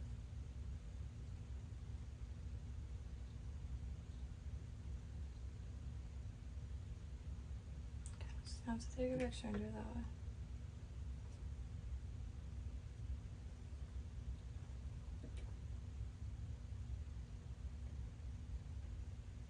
Latch hook? I think it is called a latch hook. Let me look that up.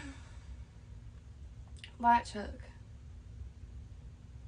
$3.99 Amazon. But you could get the same kind of effect. It's just way much more work and probably not as satisfying. And you get these rolls of pre-cut like 4-inch pieces of yarn, and here's a picture. Like here, so you can see.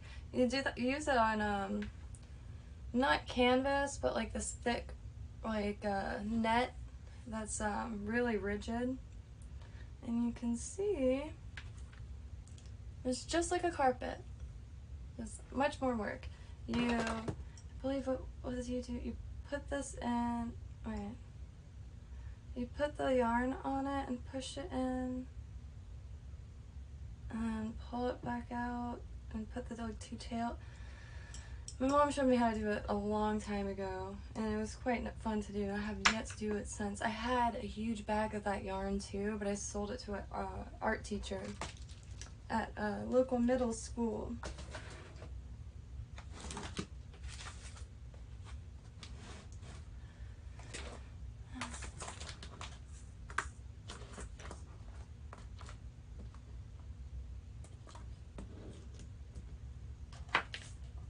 I need orange.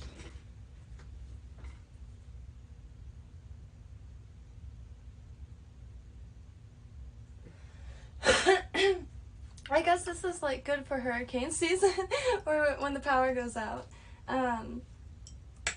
But Do you have an Instagram? Do you post any of your work? I love it so much. I think that's the coolest thing that people, I like, I call them granny crafts, and I'm really stoked to see them coming back. Like, even, needlepoint and embroidery, of course, and all that, like, all those quirky crafts. I'm obsessed. It's my mission to try to learn every type of craft out there. I still have to get back into knitting. I definitely am a lot better with crochet, like understanding wise how it works. Knitting makes no dang sense to me yet. I'm sure it will.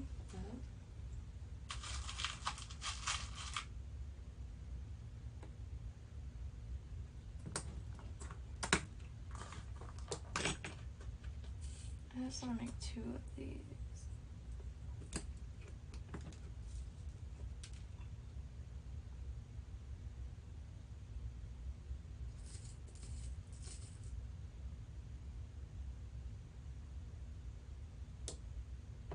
That is so quaint. Ooh, I like it. Got these from Walmart like 8 years ago, and I'm still using the same pair. Although I do want a pair of those pliers that do the loop for you. They cut the wire and make the loop for you. That is sorcery in my book.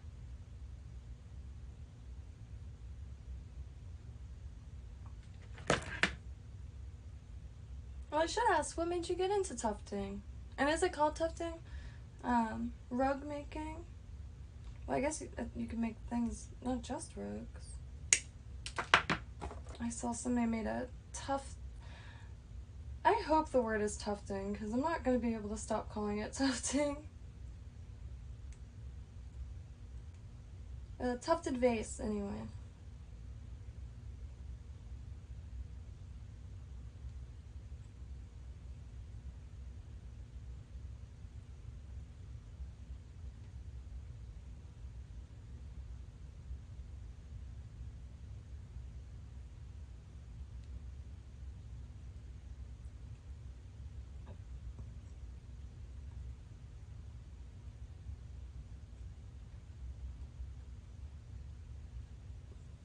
I really like that little color combination.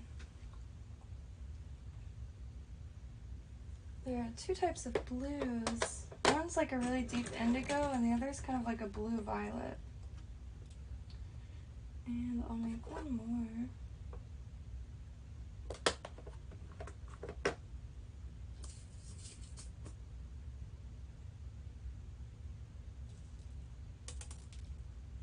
I always pick up too many.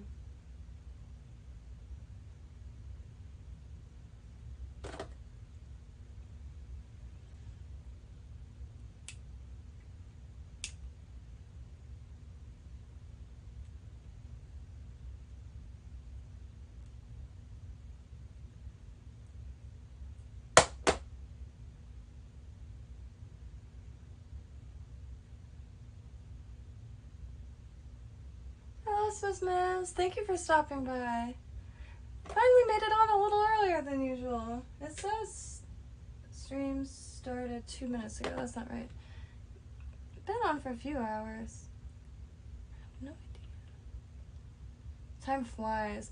Time flies when you're live, I swear, like, intensely. It says started 2 hours ago, but there's no way. I started, the sun was still out, and that falls around 8:30. Well, the sun wasn't out, but you could still see outside. I should see. And tonight, I didn't really have a plan again, but I finally looked over here before I started the stream and remembered I had a big pile of repairs to get through, so I got through all those, finally. And now I'm making a chain of very tiny beads that I was gifted these beads by an inmate. He won't be eligible for parole for 30 years. So unfortunately, he didn't think he'd be able to use the beads. He was actually able to use the beads incarcerated, but they took him away for some reason. I think he was being moved, and they wouldn't let him have him again, which I think is heartbreaking. You need activities to keep your, minds good. I always thought that prisons should have, like, jewelry making, even male prisons, because it's very, like, tactical, and, like, to make gifts for other people, or, like, make a jewelry shop, and I don't know. I think it's a good fit. Even any craft. Ooh.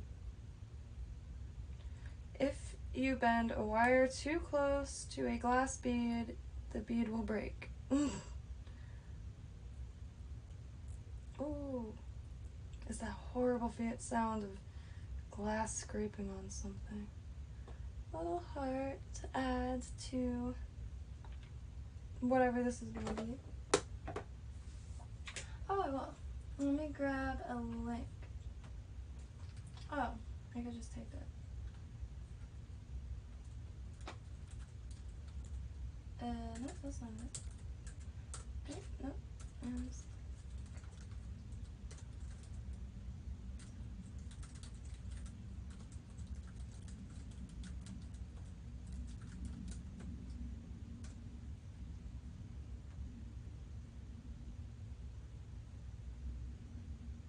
Do links not work in...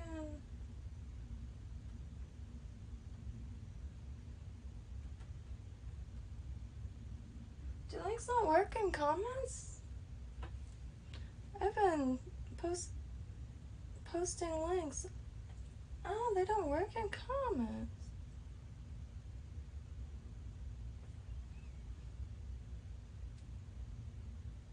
Really? Well, my Instagram handle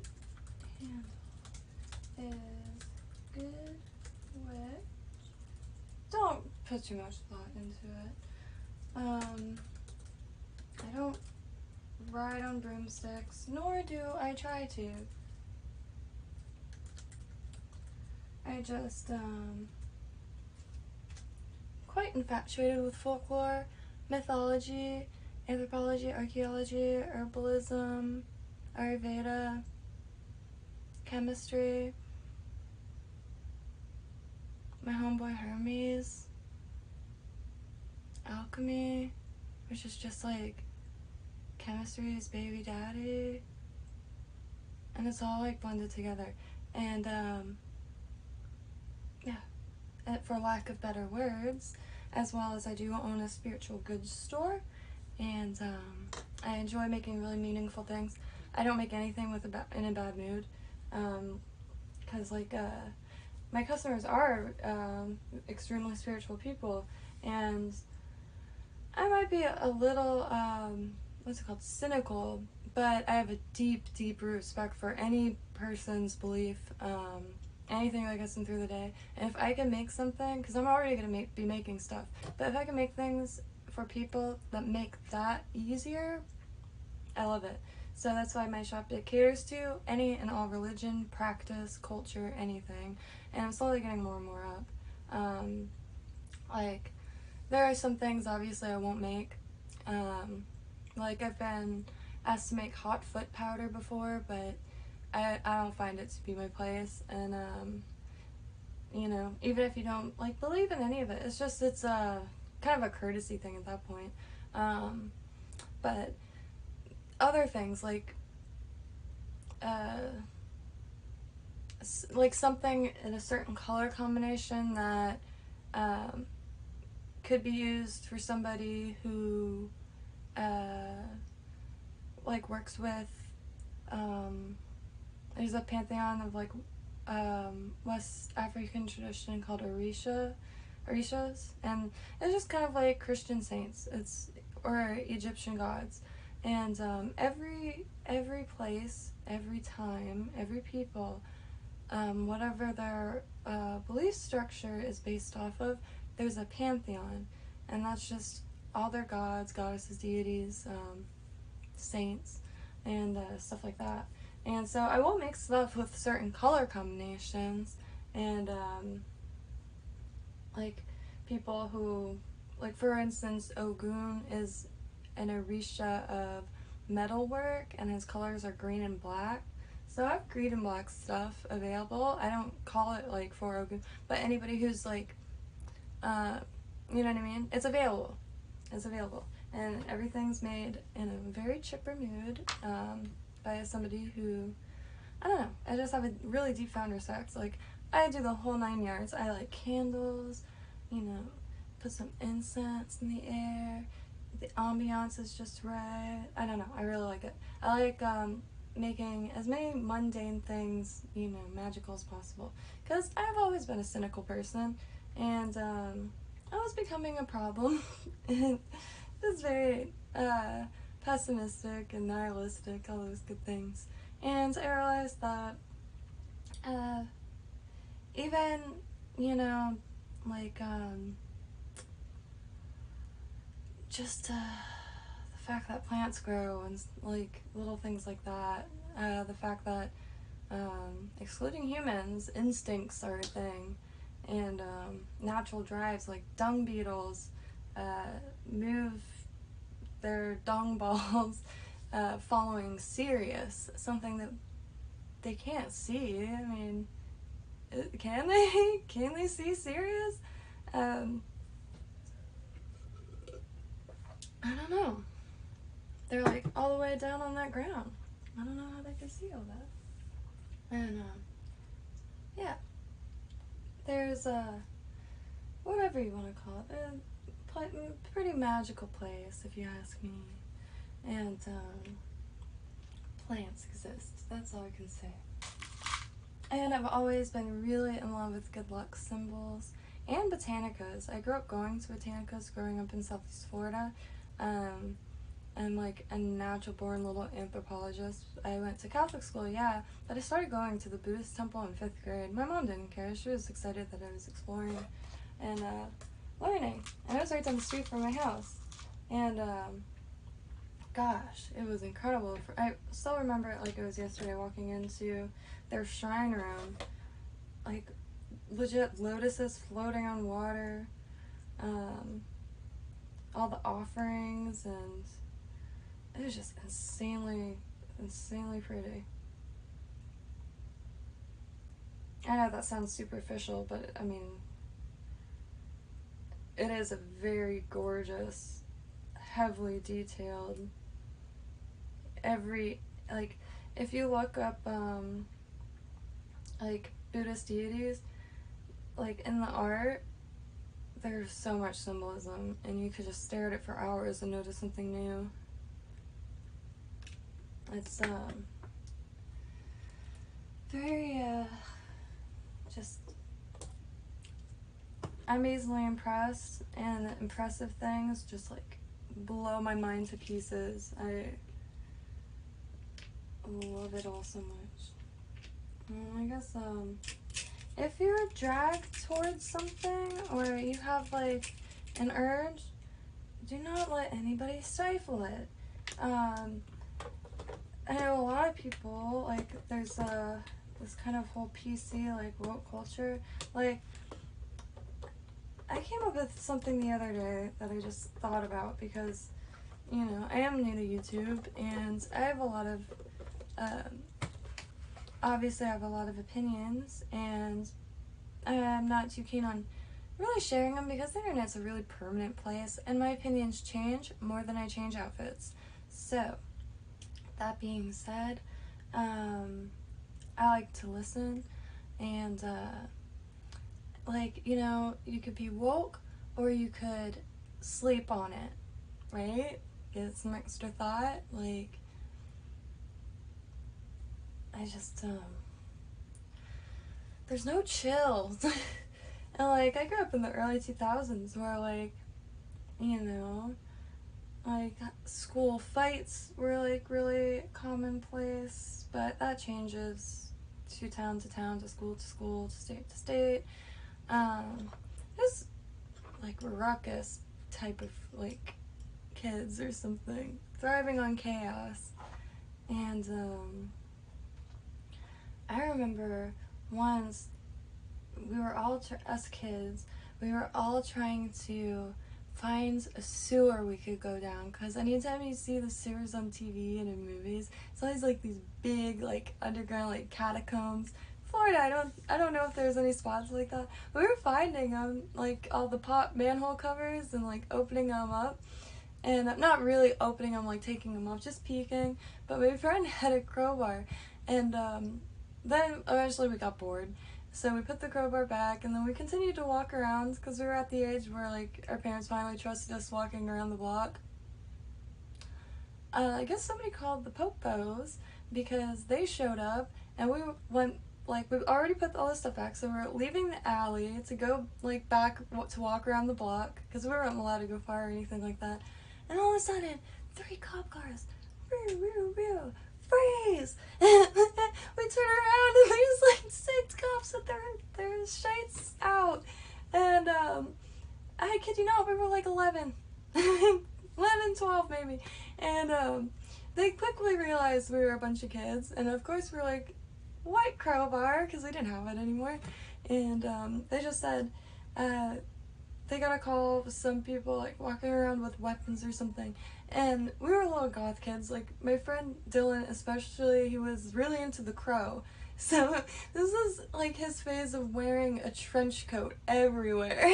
Like, yeah, so y'all remember The Crow? Poor lad. I'll check my Instagram though, because maybe...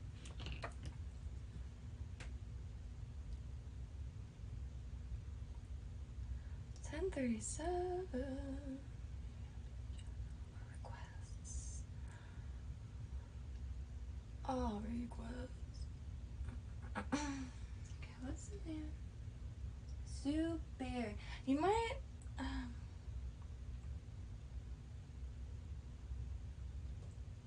What is it?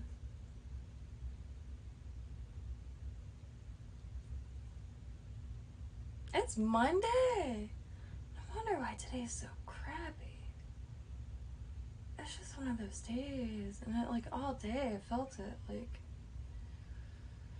please don't make me do this day. I'm not feeling it.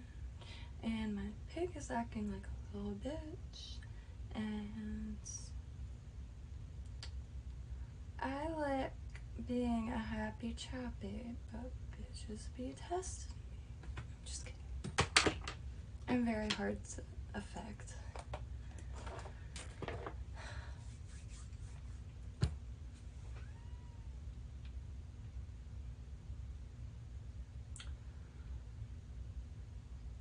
Oh yeah. God, I'm such an out of loss with what to work on.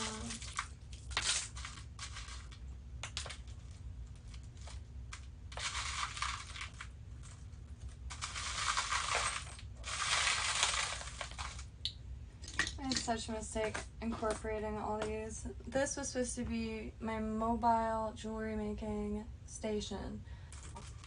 And so I tried to get like a color combination going and add a bunch of random beads, because I wanted to make more random stuff and stop overthinking bracelets. Like, constantly having to remind myself, if I put 2 blue beads or 1 blue bead, like, the world isn't gonna change. Just finish the dang thing and start another one. And I was just talking to a friend of mine also today about that, like, space in between finishing something, even if it's as simple as a bracelet, and starting a new one. Oh, it's so stressful. I don't know why. Like it's like what I don't want to sound like insensitive, but that's kind of what I imagine, like a come down. Obviously not as drastic, but just I mean, I guess it's kind of like a coffee crash or something. I don't know what I'm trying to say. I hope I didn't offend you. De colère.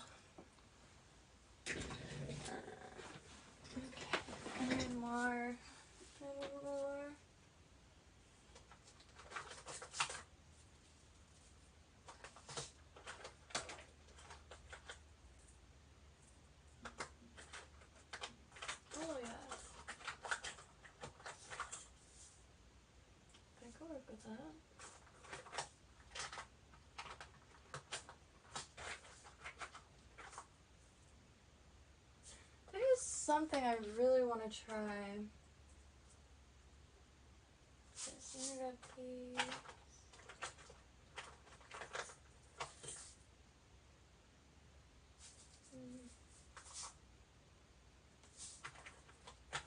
Not together.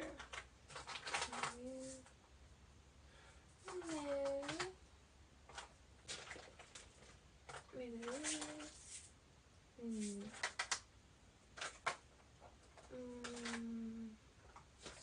Oh, maybe in here. Yeah. No. Okay, maybe. Oh, yellow. Yellow.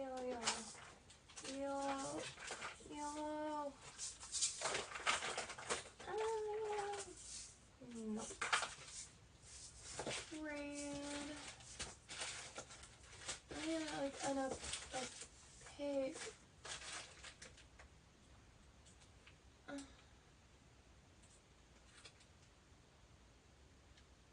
Okay.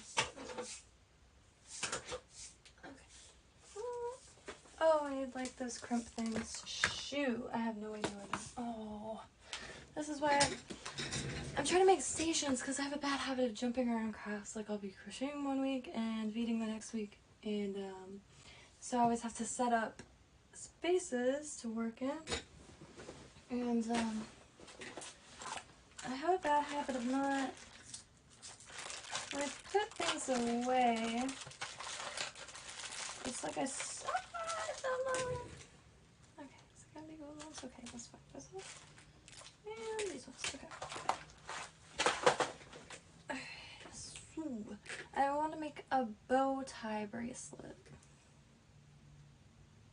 and I had like a color combination in mind, but it slipped.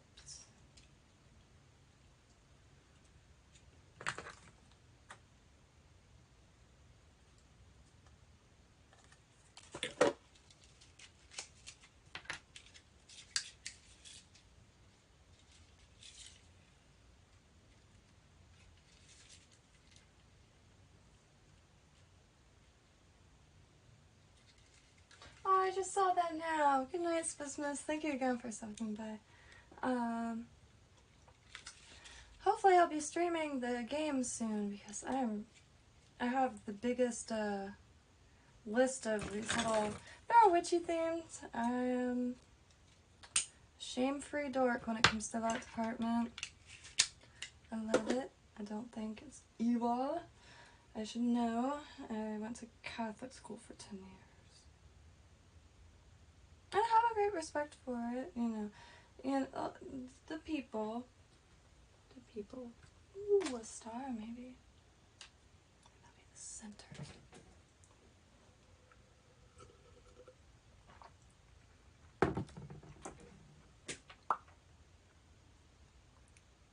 I haven't gotten any messages on Instagram.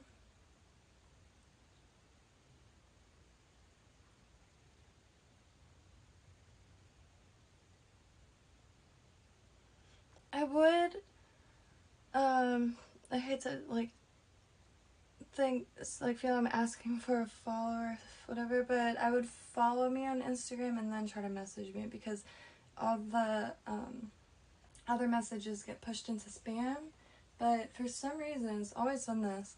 Like, if I hit all requests, it'll show like 3. If I hit top requests, it'll show all, and then there's other, like, little folders and places, like hidden requests, and, I'm pretty bad at keeping tabs on all the different directions.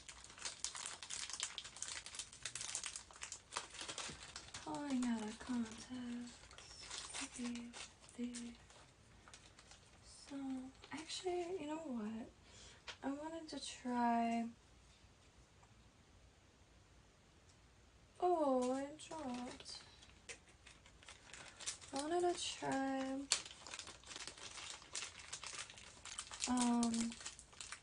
Not adding it to something yet because I don't know what I want it to go on. Usually I add a jump ring like off the bat, but I think this time I'm just gonna add a loop. try to anyway, because then I could use it for anything.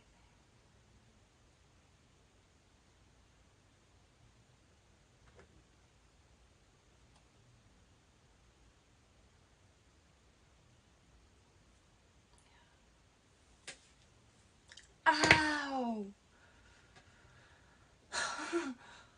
It like slipped in 1 inch and I just got like a tender spot in my hand.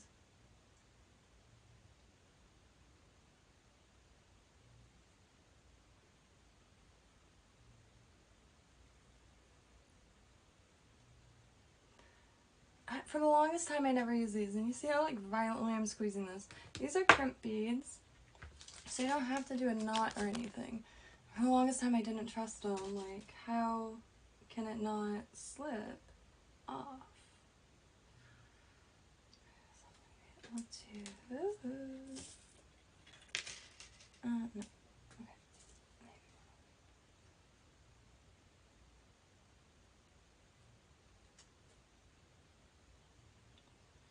I really wish I would stop overthinking this.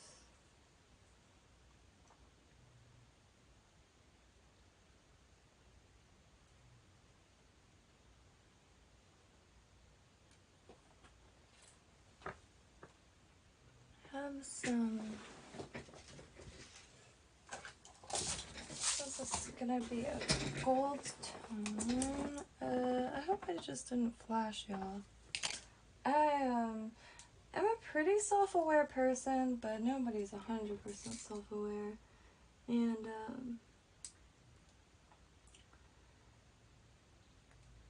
I'm 5'9", and so some things that are already kind of short are a little too short.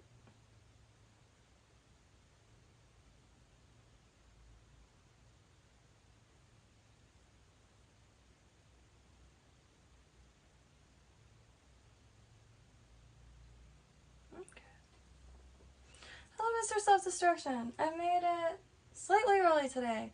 I've been on for 2-3 hours, but I made it here like at 7:30, maybe 8:30, around there. It was before 9, and yeah, it's a first. To be honest, I thought it was easier to use because I'm streaming for Will's phone. I thought it would be easier to use it at night, like because he's not using it. Turns out it was the opposite, and so I think I am going to start going on earlier, and maybe twice a day, because I am still trying to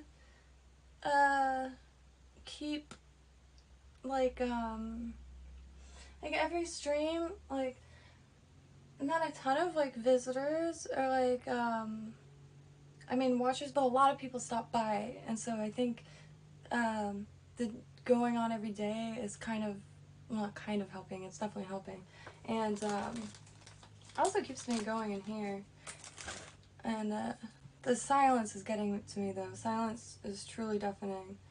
I would rather music that I don't like, or like, you know, that doesn't resonate with me to be blasting right now than nothing. Cause oh no.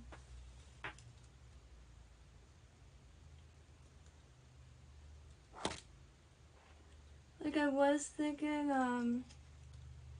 I can always wear headphones and listen to music, but I'll zone out into the music and I will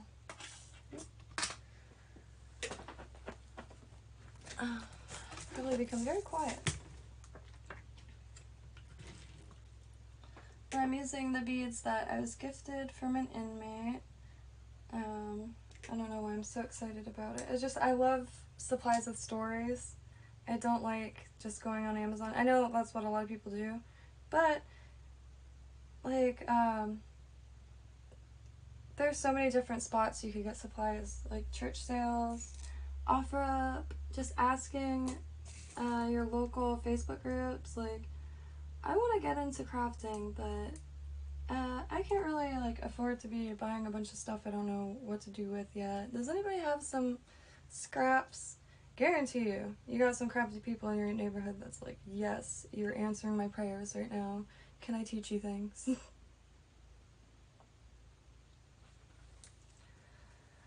is going good. And I'm just making a really easy bracelet that's a bow.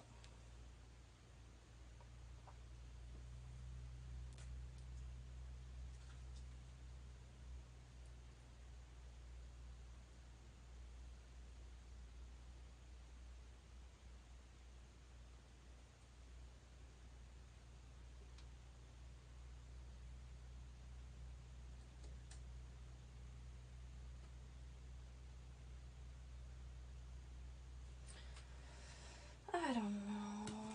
I don't know, like anything today. Didn't realize it was Monday until like 2 minutes ago. Just, and it rains a lot today, which rain is like the ultimate lullaby. I fall asleep every time. There's not enough coffee in the world to keep me from sleeping when it's raining.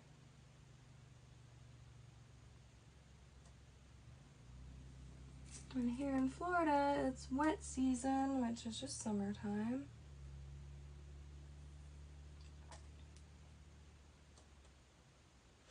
I've kind of been neglecting my plants outside, so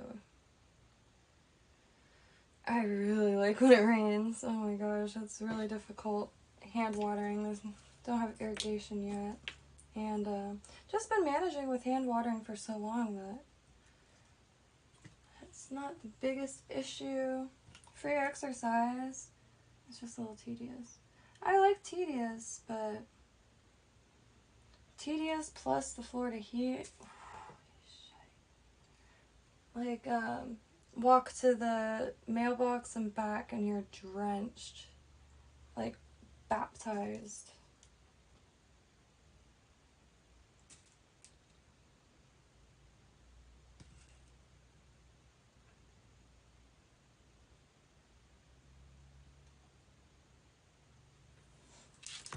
I don't know why I made this so long.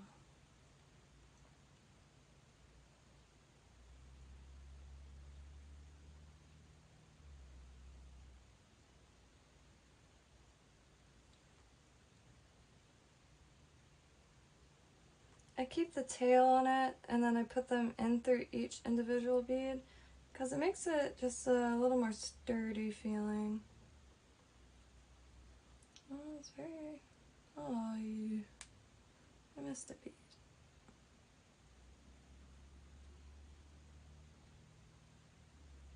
I was watching a video on like childhood toys that we didn't know was like ended up getting banned, and there are these like, I think they're called aqua beads, and I remember seeing them. I don't remember when. I'm not sure if they're from my time, but I remember seeing like infomercials or commercials. And it turns out there is GHB on the freaking beads, and these kids are like essentially roofing themselves. Don't mean to laugh at that, that's freaking horrific, but oh my god, like they're these beads that you put them on a grid to make a picture, and then you get them wet, and then they stick together, but the stuff that was on the beads that made that function possible, I don't know how stuff like that happens. I feel like a lot of testing and stuff like that goes into, especially making toys.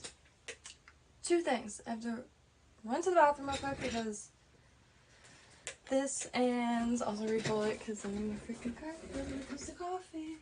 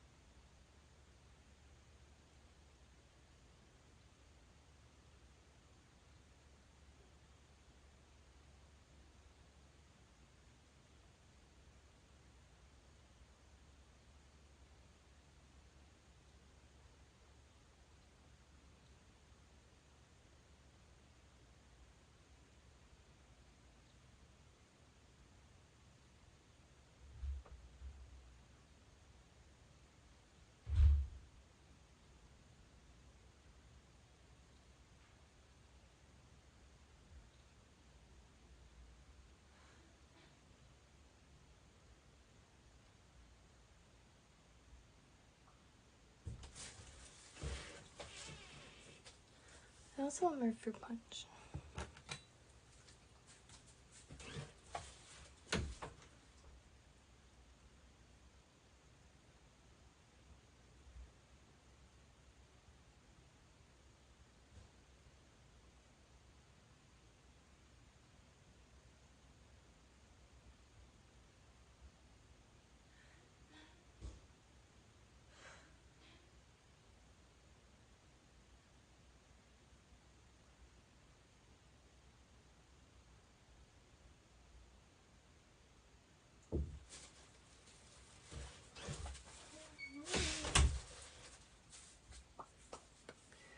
Yeah. Hold on.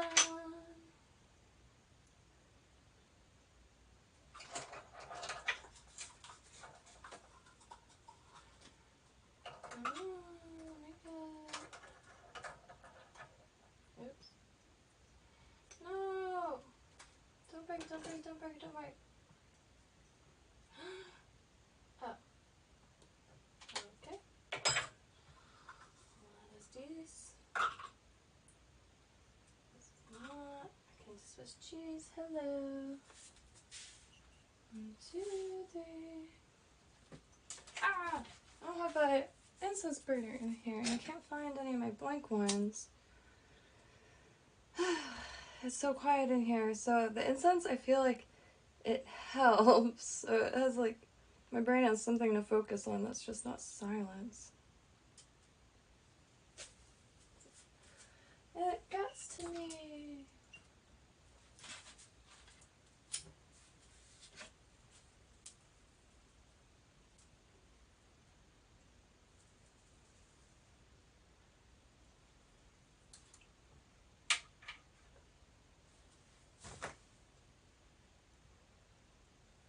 One more thing.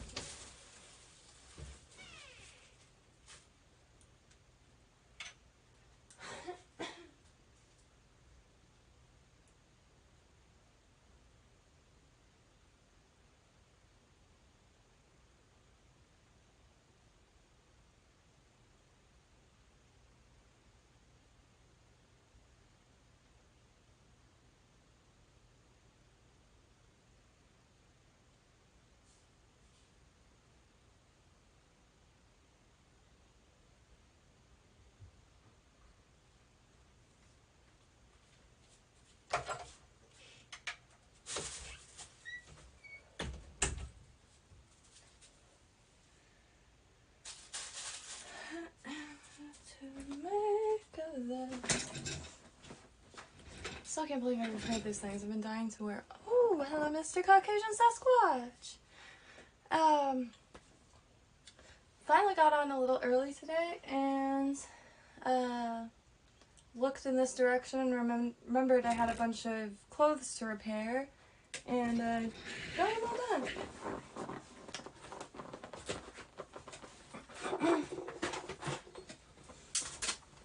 I don't know if there's any vintage clothing aficionados out there, but this is a Get Smart, made in Miami, Florida, 70s disco-friendly shirt. Scored this in middle school. I grew up working in a vintage shop. Didn't get money, but I got a ton of clothes. Nose. And this 60s or early 70s blouse had a huge hole. Well, not too big. And I got it all fixed. That's not the one. This is the one. Ah, it's all kind of bunched up, but it's under the arm. I don't mind.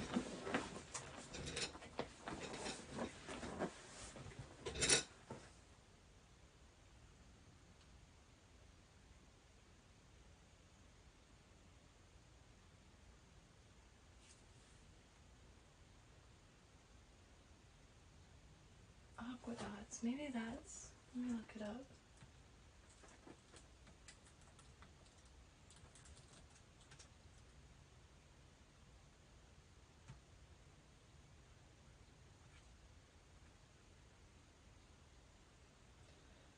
Is that them? Yeah, I think those are the ones.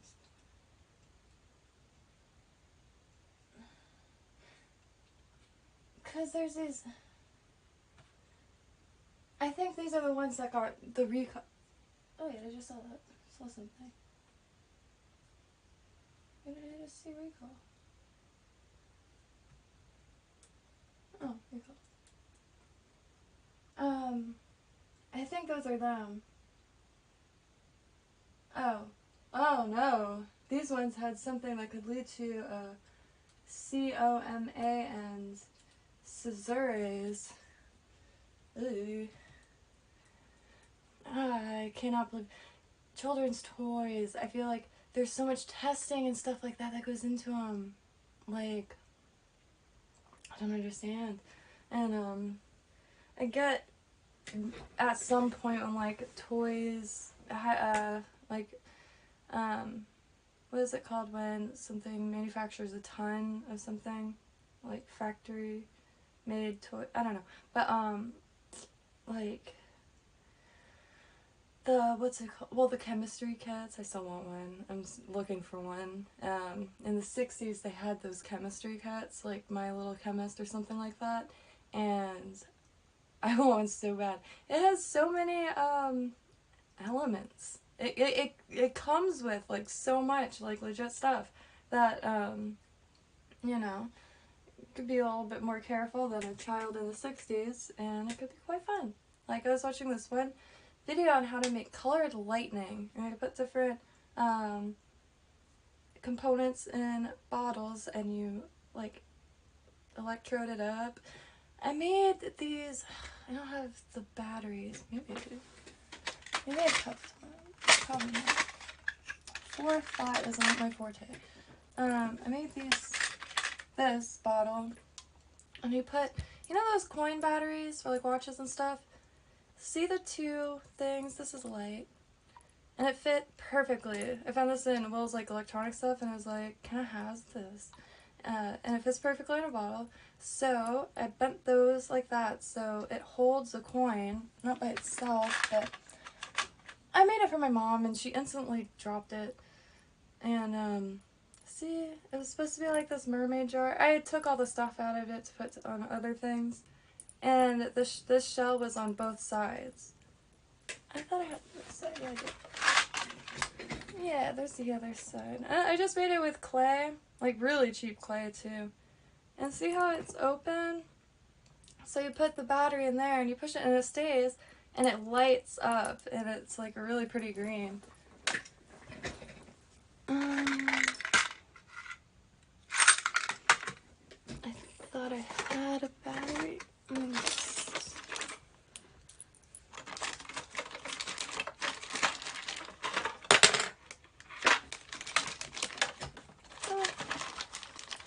Here's another one of those tags. Have y'all seen these? These, I don't know if y'all, if anyone was around when I was showing. These are like these computer chips that you could store a good amount of information on. They are the width of a sticker, and neon makes red. Yeah, it was a really relatively recent discovery that neon lights were noble gases. Because a few years ago, certain crafts and just certain crafts and trades go in and out of style just like fashion does. And like a lot of people now are making rugs. So he asked if I had a tufting gun earlier, which I'm really glad they did because I had no idea that's what it was called. And I'm sure you've seen like the TikToks of people making rugs with that gun. I guess it's called a tufting gun. That looks so addicting. I really want to learn how to do that. But a lot of stuff like that comes back, and people started making neon lights again. And there's really fascinating videos of people making them from scratch. And finishing this though, is a computer chip, and I think it's because my fingertip or my fingerprint thing doesn't work anymore. It's quite old phone. I mean, look at my case. That's why it's not pulling it up. But what it is, maybe, let me try to close everything. So maybe it's already open and I just don't know.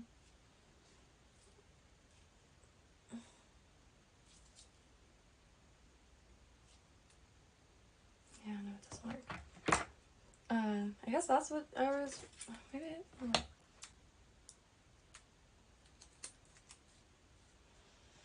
Darn. Well, anyway, you could store a lot of information on it, and it pulls it up on a web page.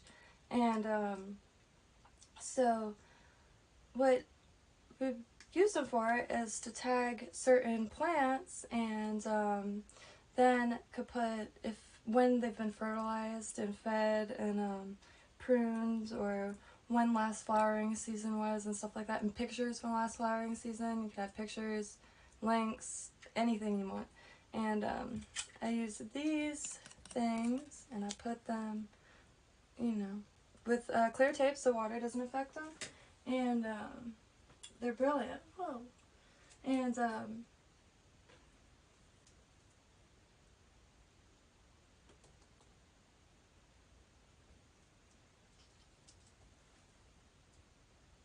oh, no shade. So something has to be. God, I'm gonna look it up actually because I'm always wrong. And I've been told. I always remembered that it has to be about 20 years. God, I must have. Oh, look, you can see the computer thing because this has the sticker on it. And these are just Coke cans.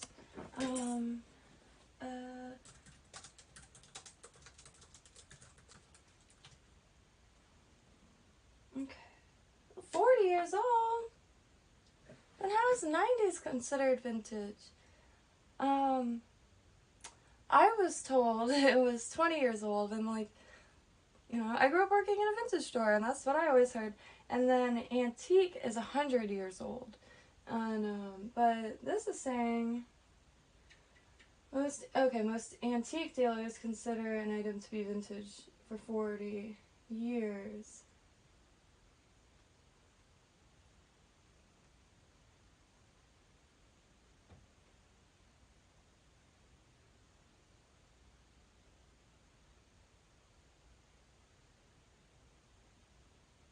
Yeah, and of course there's contemporary, which is within. Okay, maybe that's. I don't remember. I remember it's contemporary. Most items produced within the last 20 years, particularly if they're still produced and relatively unchanged. Retro items that were once new in my lived memory but are no longer manufactured, like Cabbage Patch Kids. That's from the 80s. But I think vintage is retro, but not all retro is vintage. And I'm kind of taken. I think clearly. I always remember 20 years. I don't want to do that. Leave me alone. Go away. I don't know you. You're not my real dad. Yeah, I think what is it called when I guess there's like a spectrum of years that I really remembered. Oh, wait, no, wait, yeah, 20 years. 40 years.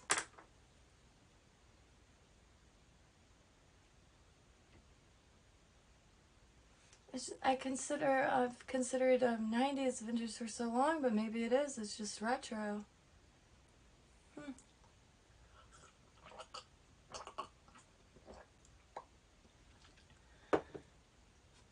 And Boogie Nights does sound familiar. I never pass up an opportunity to look up.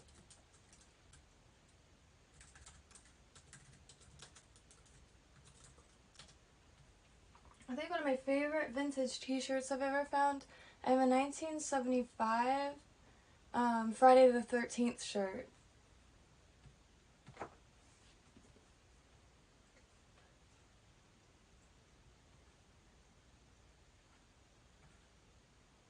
Have I not? I've seen this cover before. I don't think I've seen that.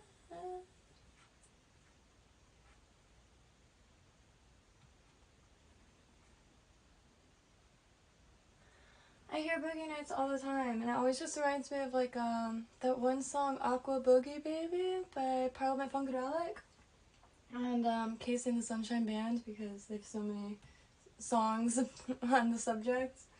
I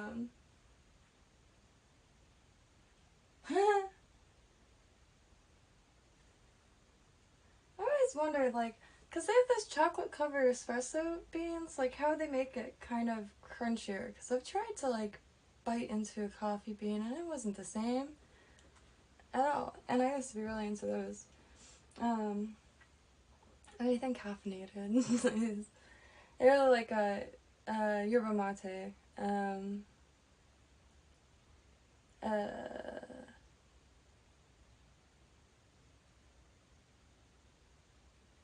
Okay, yeah, the yerba mate. I always get the two confused, matcha and mate. But this stuff is some good stuff.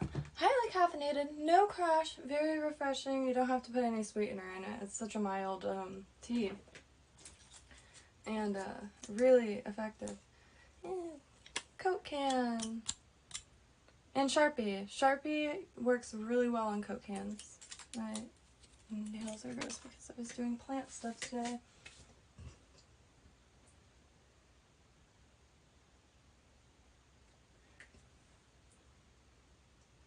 Burt Reynolds. Boogie Nights. Oh my god, that is Burt Reynolds! My aunt acted at the Lake Worth Playhouse when he was still there. And according to legend, he asked her out, but she doesn't play for that team. If you know what I mean.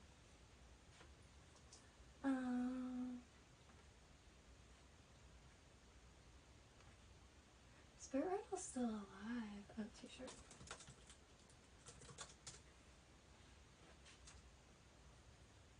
I like knowing references to stuff because I could always, like, if I found a shirt like that, like even a women's shirt like in the same coloring, put Burt Reynolds and Boogie Nights shirt for like references. That's why I watch so much cartoon and anime now, because I'm trying to find more jewelry to make, because I want to make like kind of more sci-fi stuff. And where are some examples? I'm just so sick of basic jewelry. Like, I want... Where is it? Oh.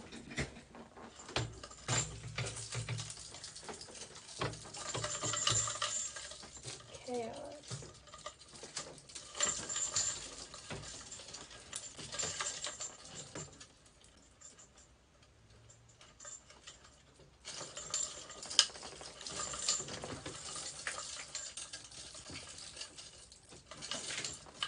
Like, this was really fun to make, and even funner to wear.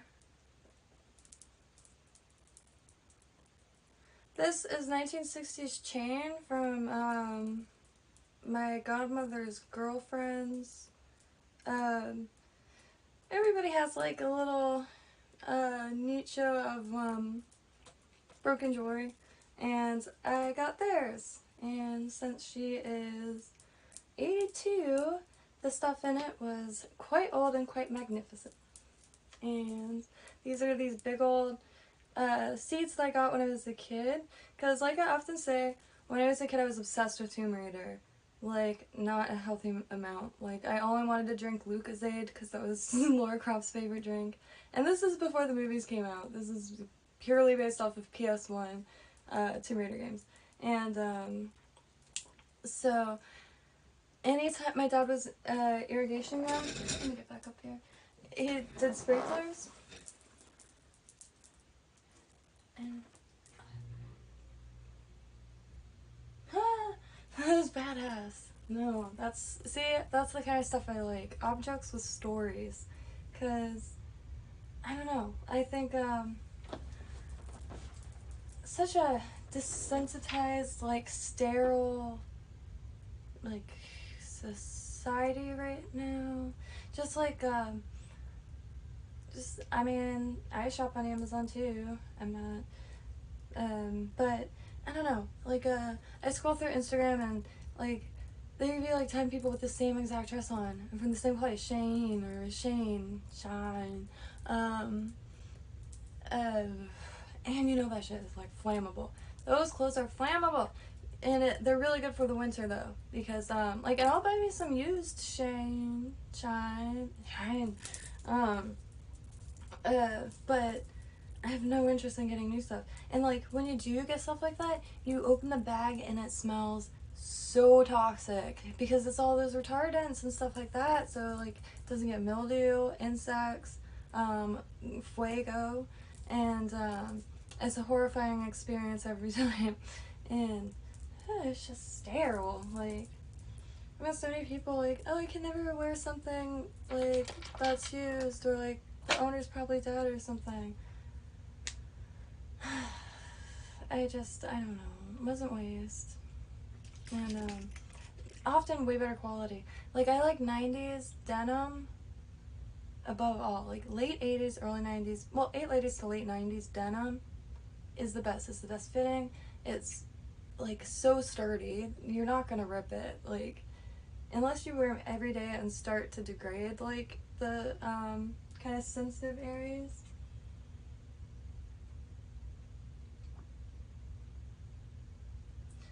And I think this is why I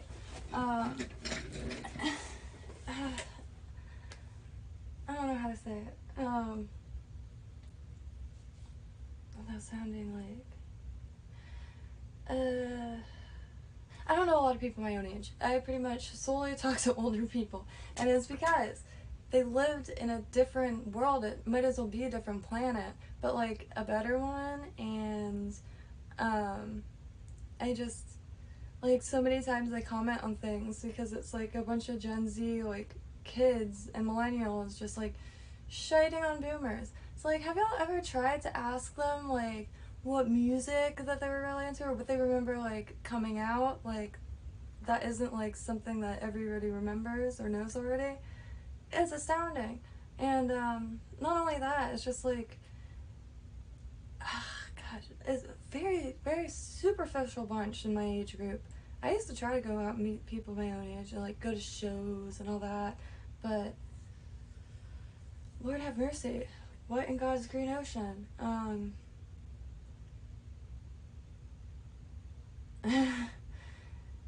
mean, I may be just an asshole, but I don't think so. I really don't. I think that people's interests are skewed.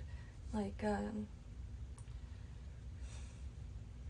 why doesn't anybody ever want to talk about plants? Ever. Anytime I try to talk to anybody about plants, they look at me like I'm nuts. Or architecture. Anything. Like, one of my favorite things is walking around build.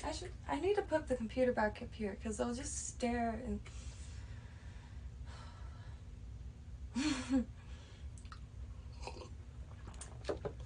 Anyway, I highly recommend some coffee. And cheers.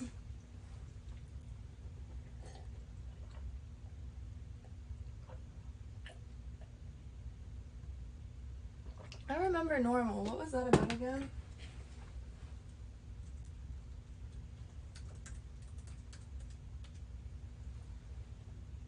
Oh, of course. I think the trays or something I always see.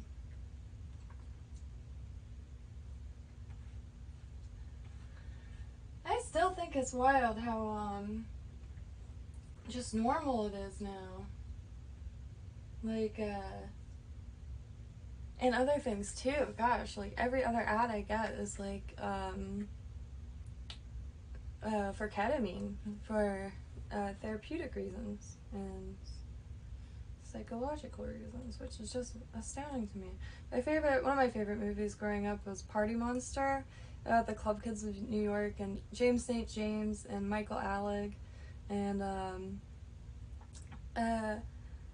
like, in some of those movies, for some reason, that's the movie my mom and I could, like, like you sing along to a song, you know all the lyrics, you know like all the lines to the movie, and like out of context it's so bad because like it's definitely a D-Rug, if you know what I mean, fueled movie, and like my mom and I will just repeat lines to it, like the looks that we get are just so funny. I'm not even gonna try to give an example. Well, there's one. Marilyn Manson's in the movie, but he has like a tab of, you know, on his tongue. He's just like, "How do you like my UFO?" Yeah. That's how my mom and I ask if we like each other's outfits. My mom's a disco queen.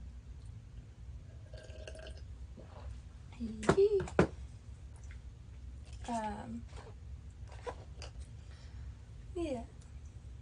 So I would say 90% of the music that I still listen to this day, Christina showed me, Radix Verum. Shout out to her as always. Brilliant, crazy ass bitch. I love that. I love that human more than anybody could possibly know. The closest thing I've ever had to a sister, a best friend, all of that. And for years too. It's amazing how time flies. That's I think why I like so many tedious things, because there's huge chunks of my life that are just unaccounted for. And so my new mission is to make time go by as slow as possible. And I do that with crafts. And tedium, the last starfighter.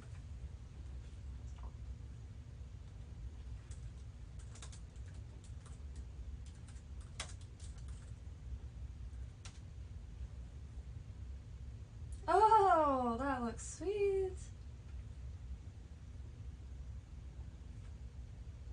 I feel like I've seen this poster before. And I'm guessing it's 80s, late 70s, early 80s. 84. Well, actually, really, like 60s to, I'll give 90s. Sci-fi is some of my favorite stuff ever. Like, I can't really give you any examples because I'll just watch whatever fits that description.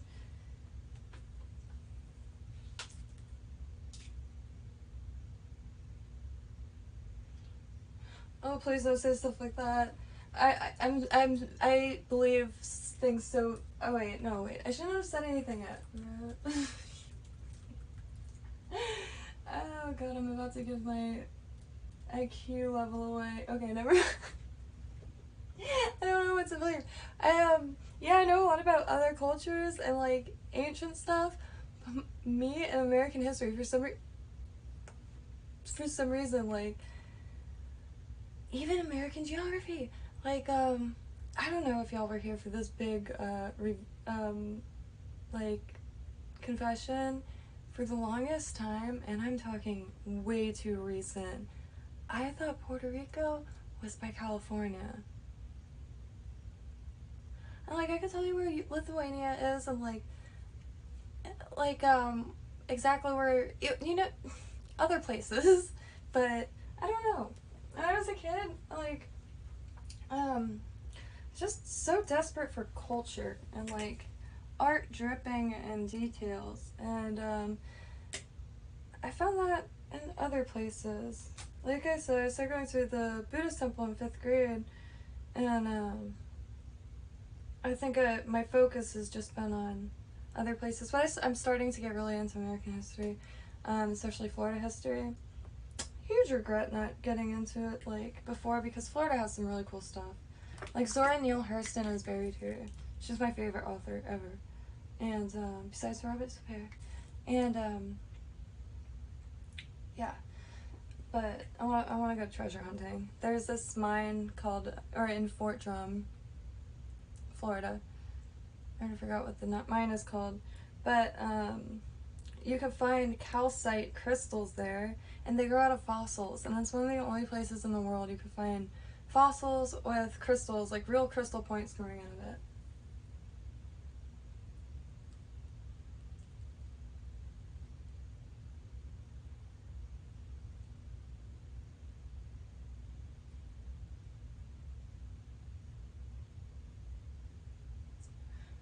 Is that what the Revolutionary War was?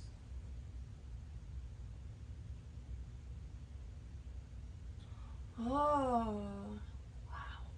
I am an idiot.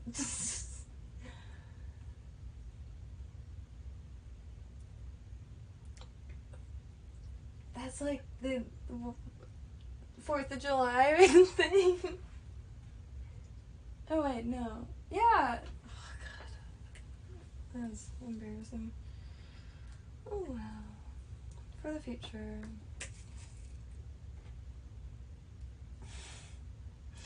I would have thought like those were two separate wars. Like, I mean I would have guessed that they were. And I think I have such a bad habit not really looking into like battle royales because I'm too absorbed in like the art, music, and like literature. I don't know.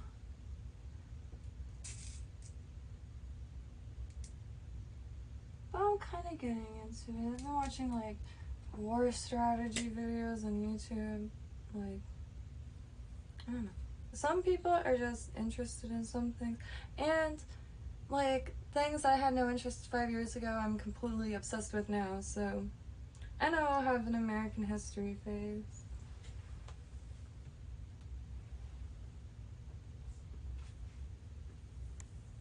Let me go up because I'm sure I miss. Mass produce. Yeah, that is exactly what I was looking for.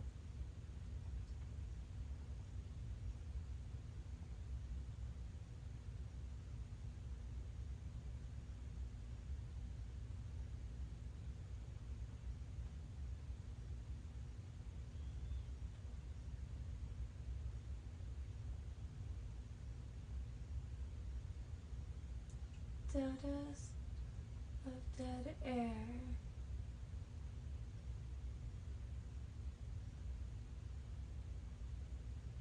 Did I slip and say something? I'm supposed to put the no list up, but I know I'm just gonna get sidetracked.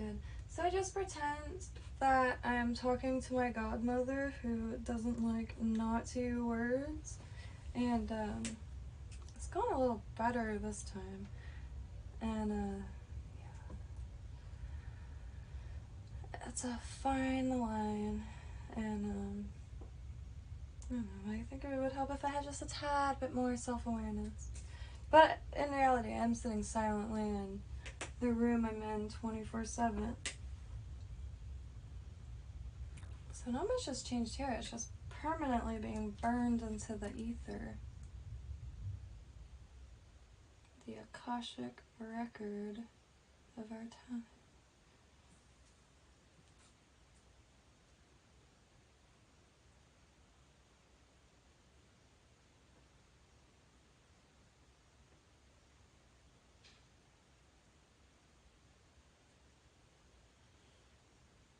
I'm not really a fan with how this is turning out.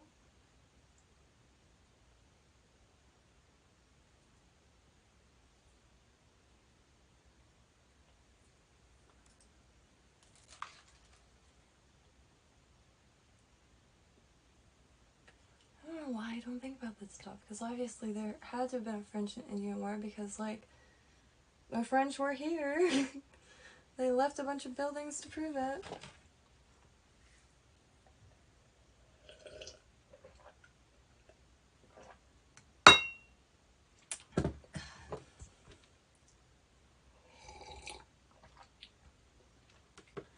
It's just like oh.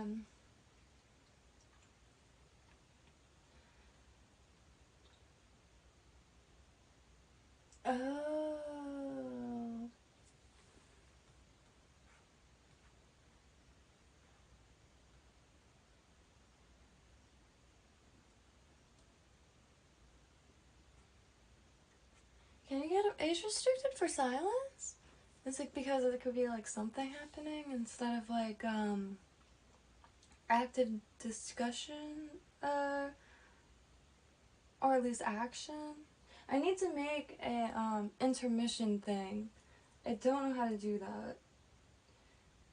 Or at least like something, because like for instance I have to feed the pig, but I don't want to, I keep disappearing. And I was thinking about like leaving my Furby, but I took his batteries out because it was driving me nuts and I can't find them. But it totally works. He's really entertaining for like 5 minutes. My cousin ended up with like a phobia of them because she took the batteries out and like it was still alive. Long story short. Kind of looks like blue, honestly. My choice in pet companion suddenly makes a lot more sense.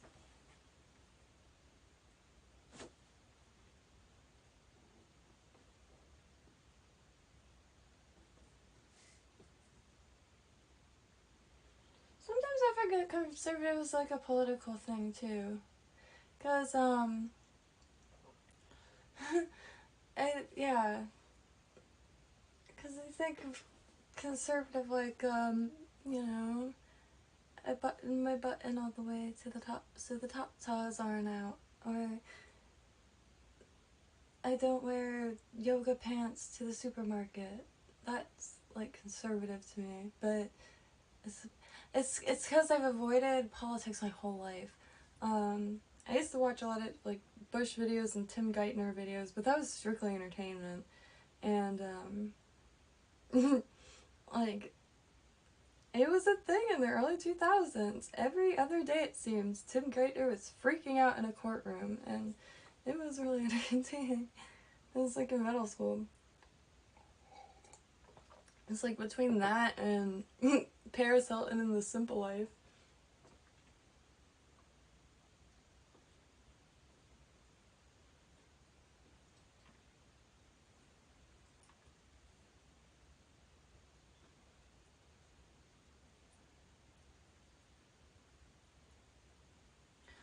Georgia.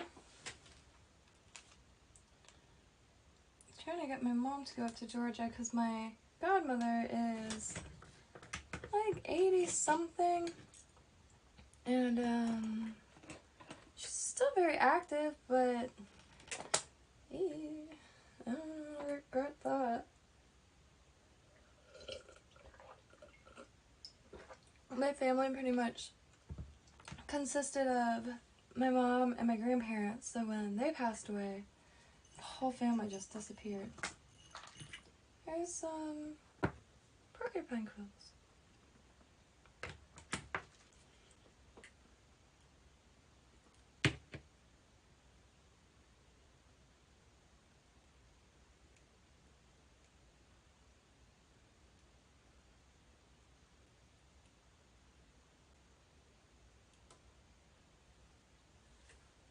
I can add them to something.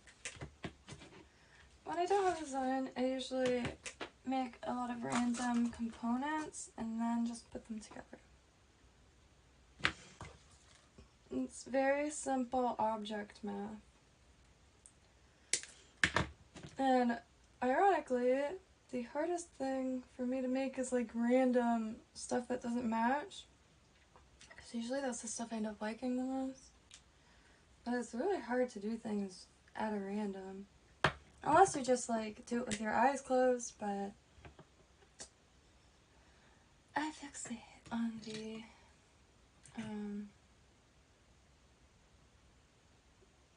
where did it go?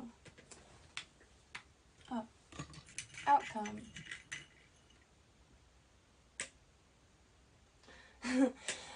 I fancy Paris Hilton. The reason why, like, ever since I was a kid, I knew it was up. She's a troll. Like, she's not serious. She's actually, like, really intelligent. But it was, like, one big social experiment. She was just, like, messing with people the whole time. I was just deeply... I mean, but I was also, like, a skater kid. Like, at that time. It was a cluster of, a few different, I don't know.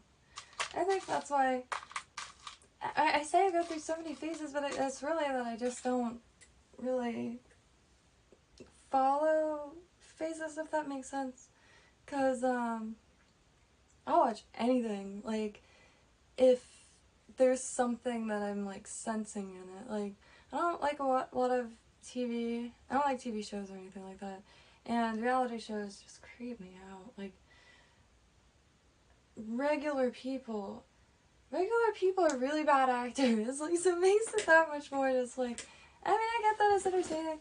Like, and I'm always down for recommendations because I do enjoy a pastime that's not a headache. And I don't even know what I'm trying to say. I've been on here for a minute, rambling away into the ether.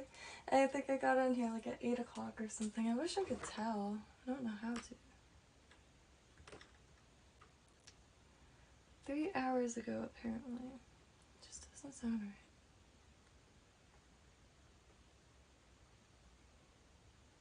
Three hours ago. I really wish it just said the time. Down to the minute.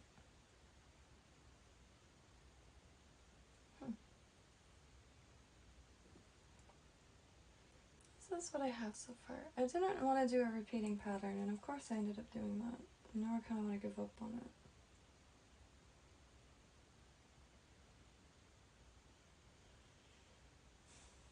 Because I want...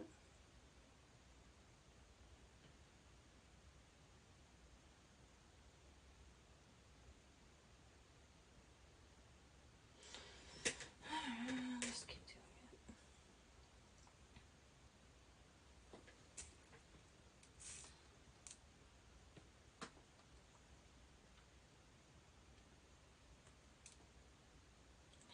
I've acquired some helping hands on my site with blog posts and stuff like that, and pretty soon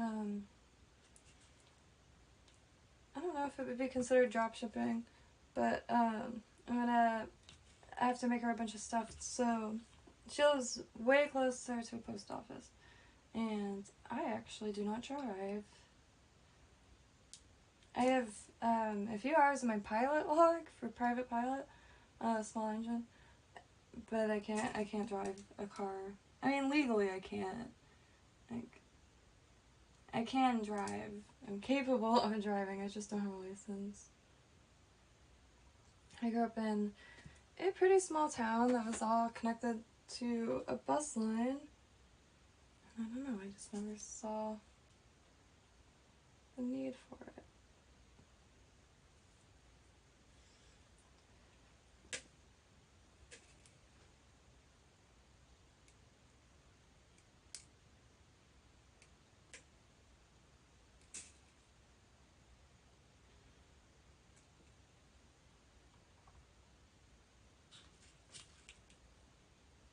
And bikes.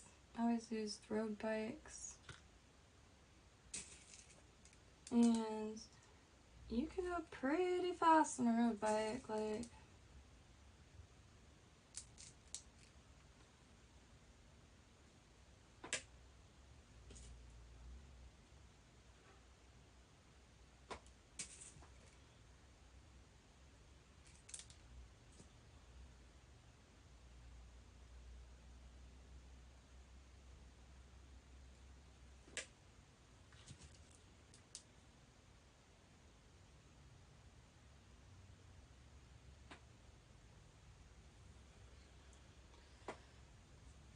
trying to keep out for the time because I gotta feed Pick Boy. It's really quick. I just have to put dry food in a bowl and put water in it and break a carrot into a few pieces.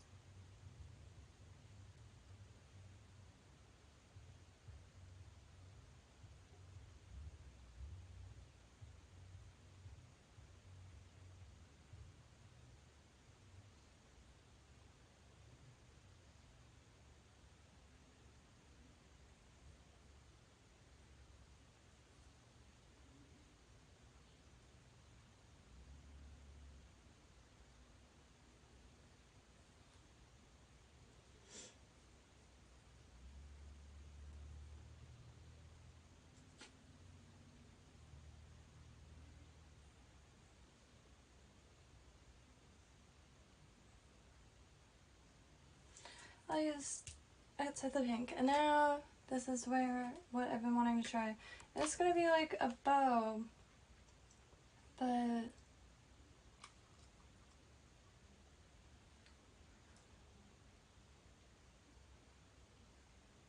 I didn't account for something. Shoot, I need a notebook.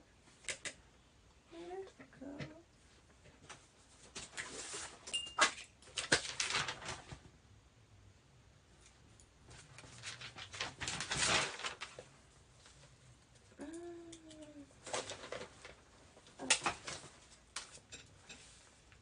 Okay, that's a straight line, and I go up there.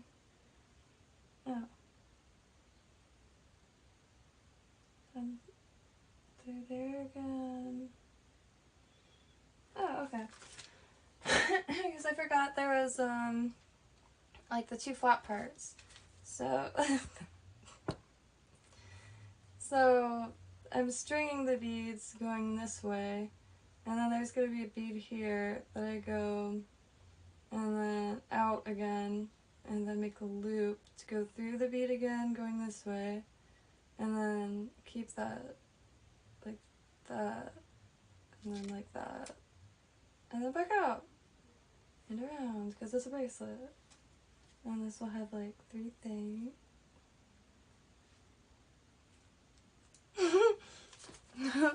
Makes sense? It does. It's just like probably a little weird looking. I don't know. I have to figure out what bead is gonna be the center. What do pigs eat? Anything. Pretty much. Some people don't feed their pigs meat, which I think is just cruel. Like, what the fuck? Because they'll give them like the hunger. They're not zombies. Like, so, but anyway, they can't eat avocado, and they have taste buds just like people do, so like, a lot of people's pigs love celery, Blue won't go near it, and I mean, they're very human-like to begin with. It feels more like having like a crappy roommate than it does having a pet, and but pretty much anything. He doesn't like bitter greens like kale or anything like that. He likes spinach, but mostly eats his feed, which is like hay and stuff compressed, and I put water in it because pigs are known to get blockages. He's actually in like a freaking really depressed mood right now because I think he's like a little backed up or something. So I have a bunch of blankets on him and he's just chilling tonight. And it's because that the pig feed doesn't even say to put water in it, but that would, you put water in it, you walk away and you come back and it's completely expanded, like, and they just have kind of a point A, point B digestive system, and so yeah, yeah, yeah, yeah, it's scary.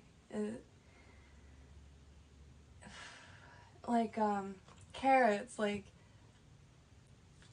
you can't bite out like from the front, but you put it right here and it's just like butter, like exactly like that, like butter. I would not. And we got wild boars here, I'm sure in Georgia too, but I'm well aware how powerful those creatures are. Insanely, like, it'll look up like pig attacks lion or like boar attacks warthog, like any of those. Insane. And like for people who go boar hunting, you better make sure you get it in that first, because pigs know what direction it came in and they'll dart in that direction, and that's why a lot of people get really hurt and worse doing that, because they're also really muscly and fatty, so like I feel like I don't know anything about hunting. My dad's a fisherman, I grew up on a boat, but no hunting. I've never been hunting. I don't really know anybody who does it. I live coastal, so pretty much everybody's a fisherman.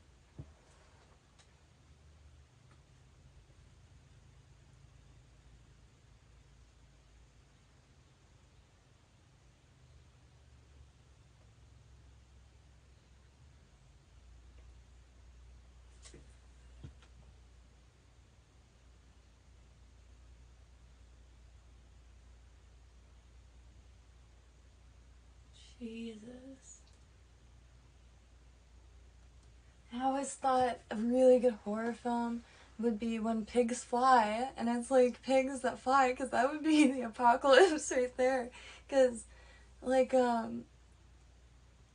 not, like, chewing holes in walls, like, and the fact that they procreate, they start banging when they're like 4 weeks old or something crazy like that.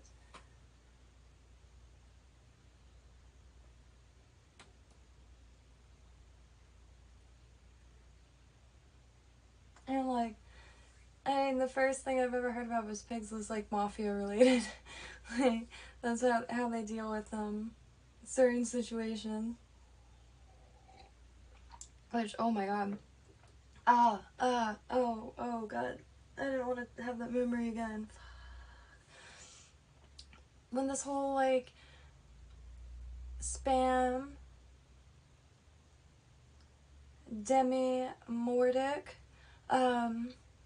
ensued upon the global population, all these farmers and, like, pig farmers, seems like especially, were just calling all their animals.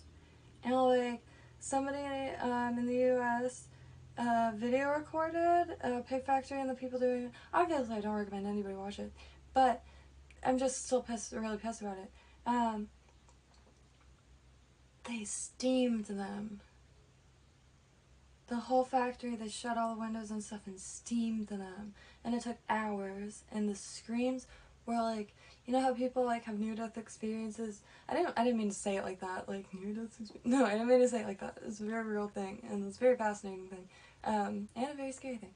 But they said, like, we heard, like, this, like, a pit of people screaming or something like that. And, like, that's just, like, it's just the most haunting sound. And that's what I feel like, that's what I picture.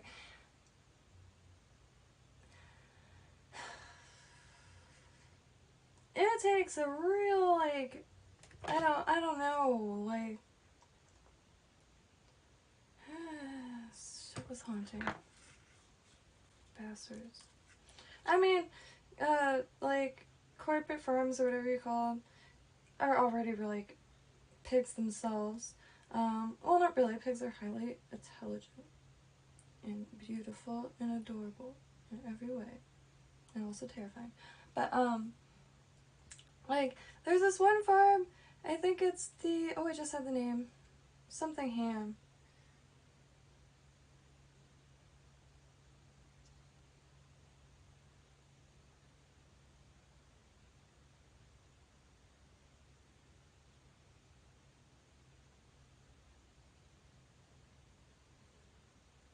Oh yeah, let me look that up. Oh yeah. So anyway, not Hormel, but not Hormel. Oh my god, no.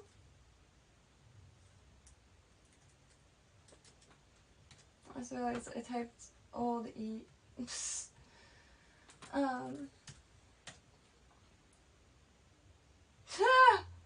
Oh dear.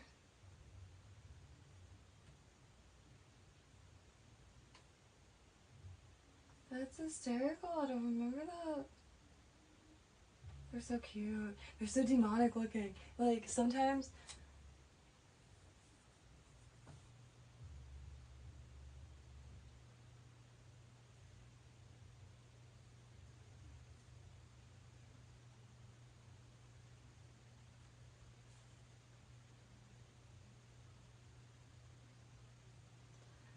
I feel like if pigs flew, that would be the end of civilization as we knew it. At least our species, because we'd just starve. They're. But they are really cleanly, so they do, like, they won't poo anywhere that they plan on eating, sleeping, or hanging out. Like, and Jesus, the ladder on them. Like, there's been days where he slept all day and, like, just magnificent creature that kid is. I do gotta feed him though. Excuse me. Let me do that now before I keep zoning out into these beads and ranting about things. Oh, real quick, the farm. Look up farm spraying waste on neighbors or something like that. You know, like those collection, like retention ponds? Well, at a slaughterhouse, that's gonna be quite gnarly. And they're trying to get all the land surrounding it. And, you know, they don't do that in like, a normal human manner. Well, yeah, civilized manner. They're spraying it on the neighboring properties, and they're way cooler than anybody should be about it. Like, they have to keep their,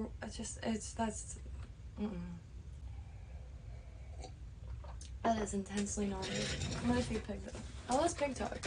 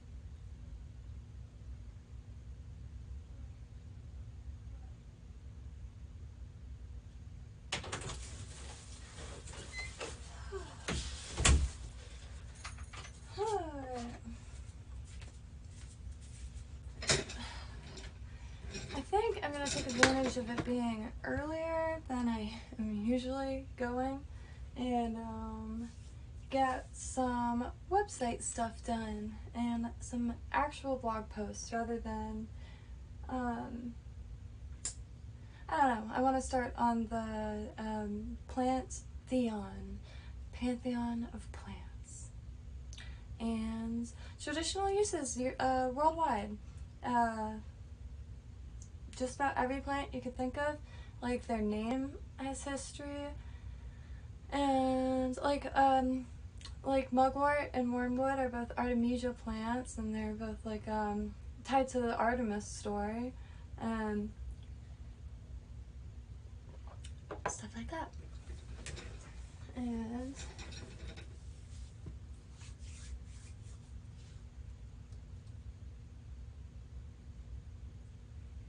I tell you what, it's one of the weirdest things to see yourself from like saying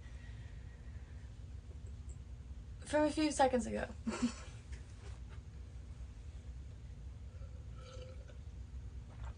My clone is lagging. I feel like I'm just okay, I have an idea now. Please start feeling things.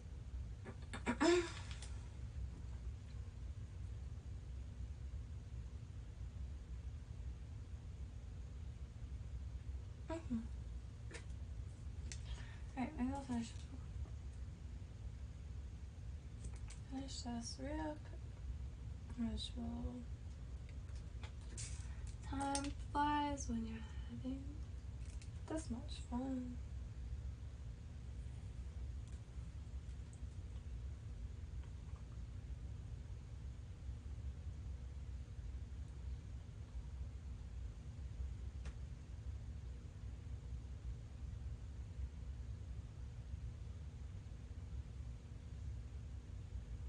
Trying to think if I should keep that tail on it for structure or not. Probably should. One by one.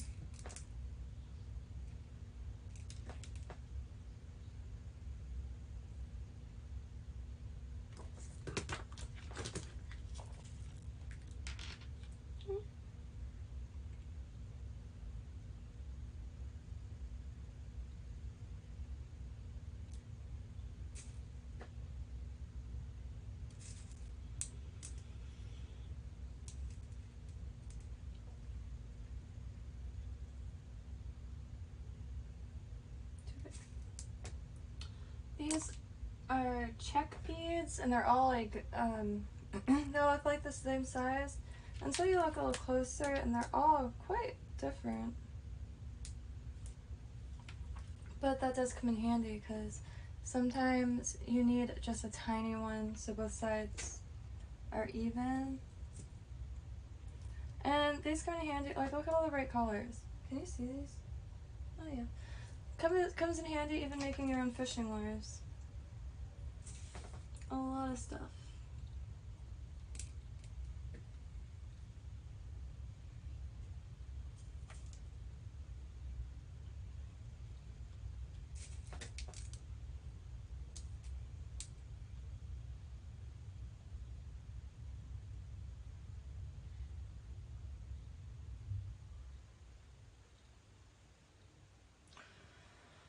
Oh, I messed up. Should I just do a repeating pattern? No.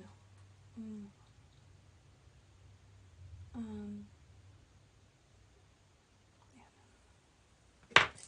Here for now.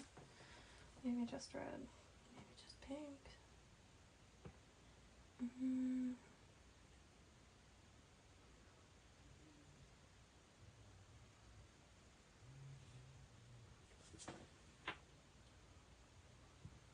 Maybe red.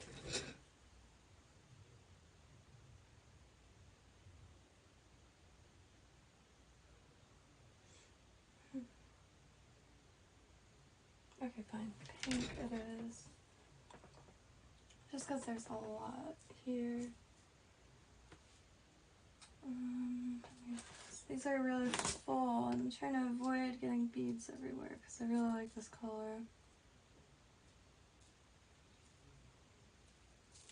Oops.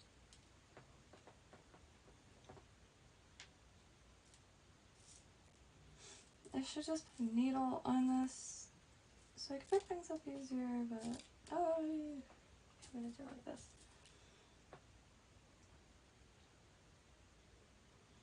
I think what's happening is I'm getting hungry.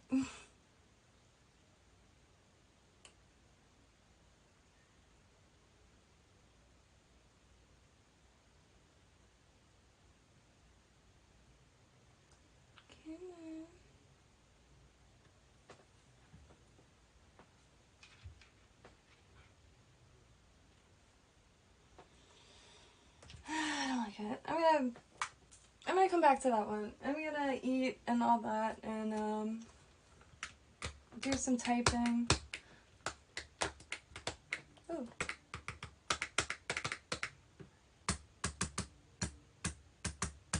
Anyone with Morse code?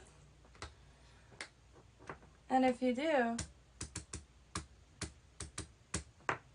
does it make you suddenly want a beer? Right.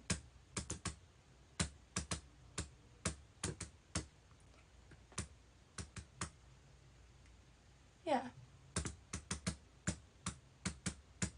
Anyway, like Gradient says of eattheweeds.com and Eat the Weeds here on YouTube, Toodles. And like Pinback says, they say so much. The drones are near. But yes, thank y'all for coming to hang out, for real. More than appreciated. And if y'all have any requests as to like time frames that's best for live and stuff like that, because I have a feeling now the times are going to be varying greatly, because I think I'm going to try to go on a little earlier and while there's sunlight, maybe do it outside sometimes. And I don't know. All ears, literally. Look at these things. And thank y'all a ton. Happy trails and have a beautiful night.